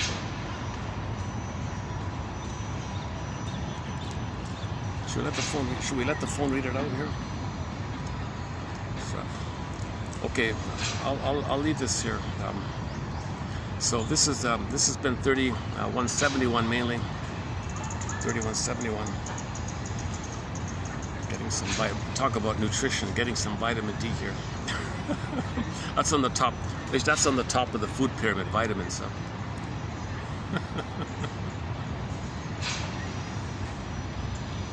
See, no way anybody would put out a food pyramid that would say, oh, the most important thing is organic, non-GMO, wholesome, no hormones, no GMO, no this, no that, no chemicals, no additives, no preservatives, no hormones, no, just natural. The way food normally is, right? That's at the top, and all the other stuff is the sludge, right? No way, right? Uproar, right? No way.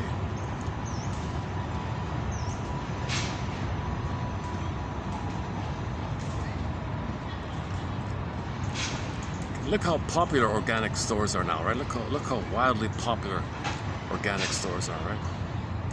But now they're saying, but now they put a trick. Hey, what about GMO? Can we say it's organic?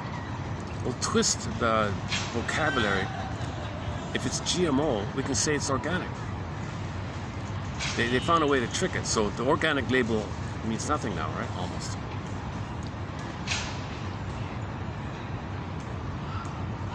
Yeah, I'm not a doctor. I haven't looked into this thing.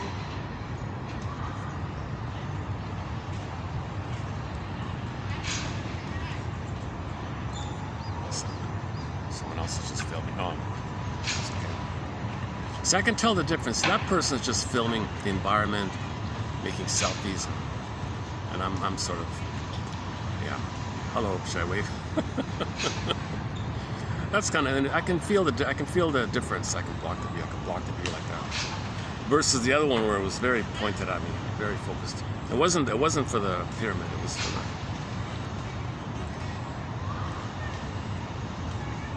Still, all right.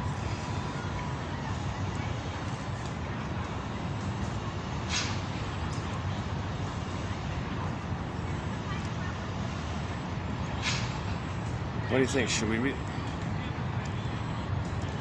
The last one, L.P. Hartley wrote, quote, "Your childhood past is this strange, unknown, Twilight Zone world. We must take that exhilarating trip there to make it our own, so that we are no longer strangers to ourselves. Enter the Twilight Zone. We're estranged from ourselves. We feel alienated from ourselves. Being uprooted from that contributes to it. Oh, there's one of the stray cats. Should we get the stray cat in the film and wrap it up? It's way at the other end there. I'm not familiar with this one. I don't know how he'll respond if I try to pick him up or anything. But let's see, what's the time? Oops, oh, what happened? Hang in there, phone. Where is it? Low battery. It says low battery. Turn on power saving mode. Still recording, right?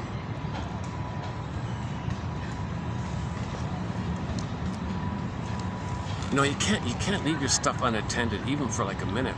Somebody might nick it, right?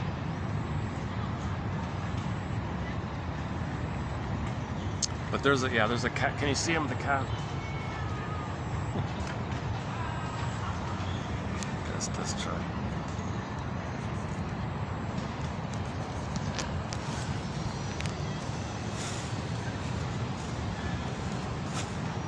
Oh.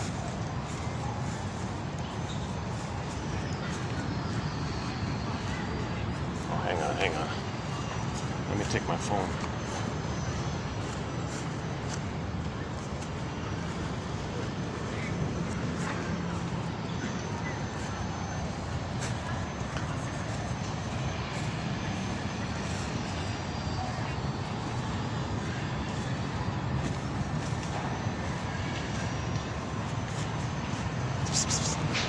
That's okay, isn't it?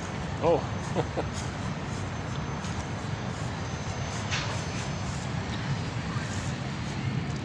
Oh, he's coming over. Hey there.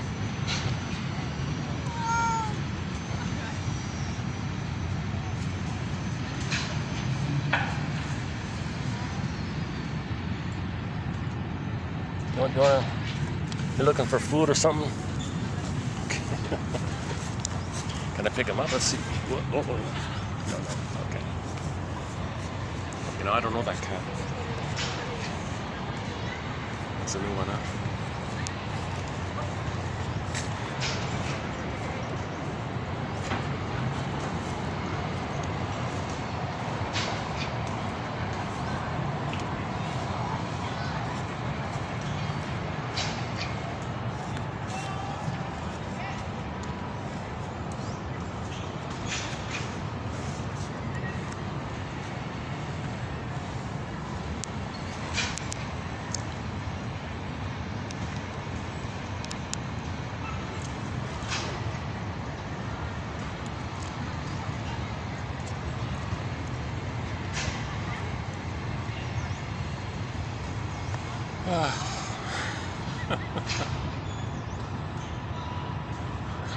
I finally calmed down.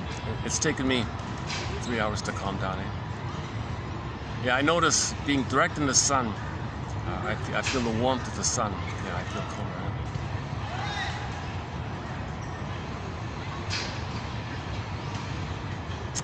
I'm trying to find a fun way to end the video. The first half of this video is kind of real choppy.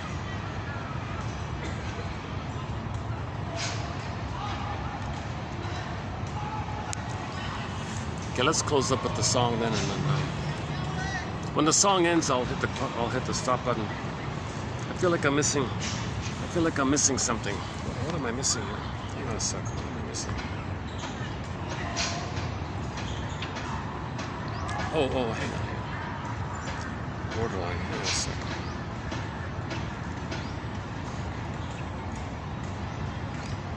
Actually, we do have more quotes on the borderline.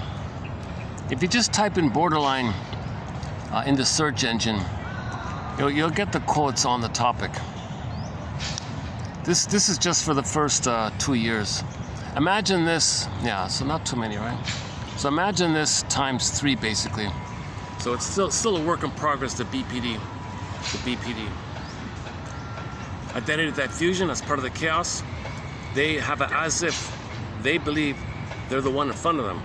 They think, feel, act like they believe they're that person for the minute. 5 minutes later, they're someone else. They have no real sense of self like that. It's very confusing with them. And they forget the one before. So memory is very bad. They'll say one thing, a minute later, I forgot. Did I say that?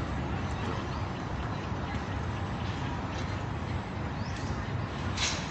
So identity is a real issue. So the borderline narcissist, the Kohut thing would say, okay, well, we'll mirror you. We'll step into your fantasy that someone will mirror you. Doesn't work. No.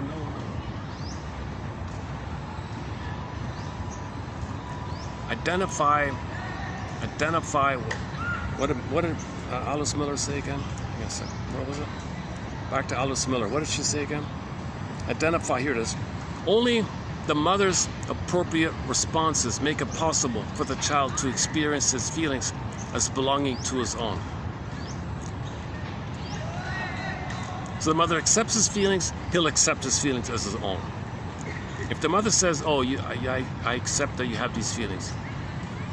I see that you have these feelings. Oh, I can have them? Yes, you can have them. They represent the status of my needs being met or unmet by you. Oh, I know. Okay.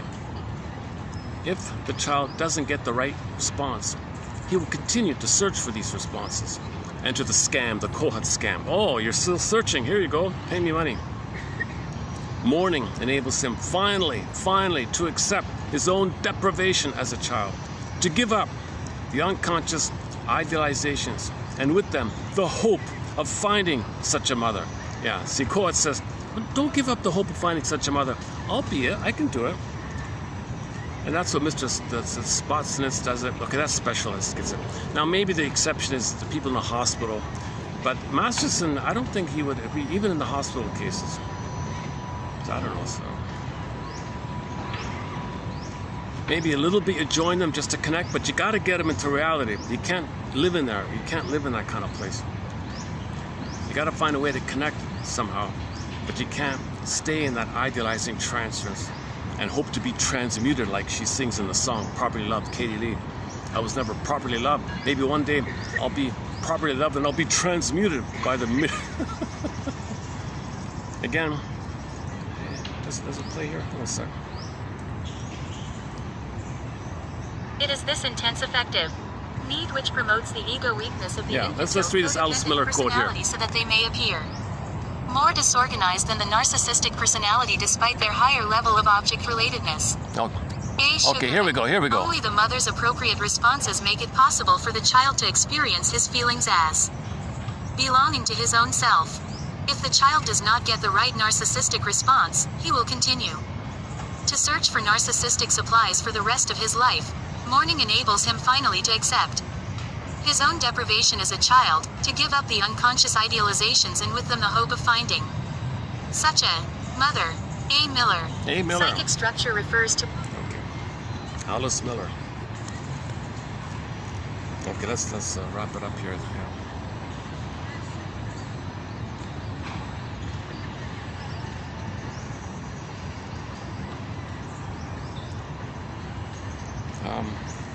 Play that phone call song again. Okay, when the song ends, I'm gonna hit the stop button. What's it called again? Angels. Oops. Oh, April White.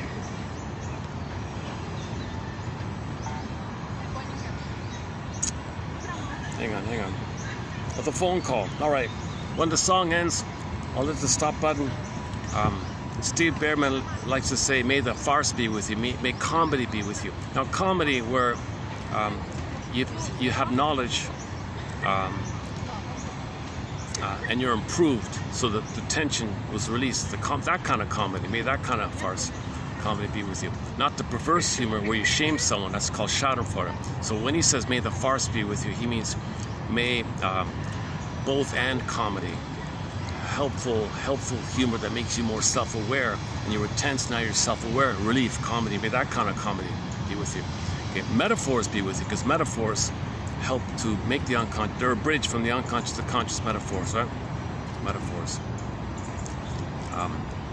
The coffee cup I had once said, may the caffeine be with you. May the force of caffeine. May the psycholytic force be with you. May the psycholytic force be with you. In conclusion, give thee all hope for a better childhood past. And we'll see you in the next video.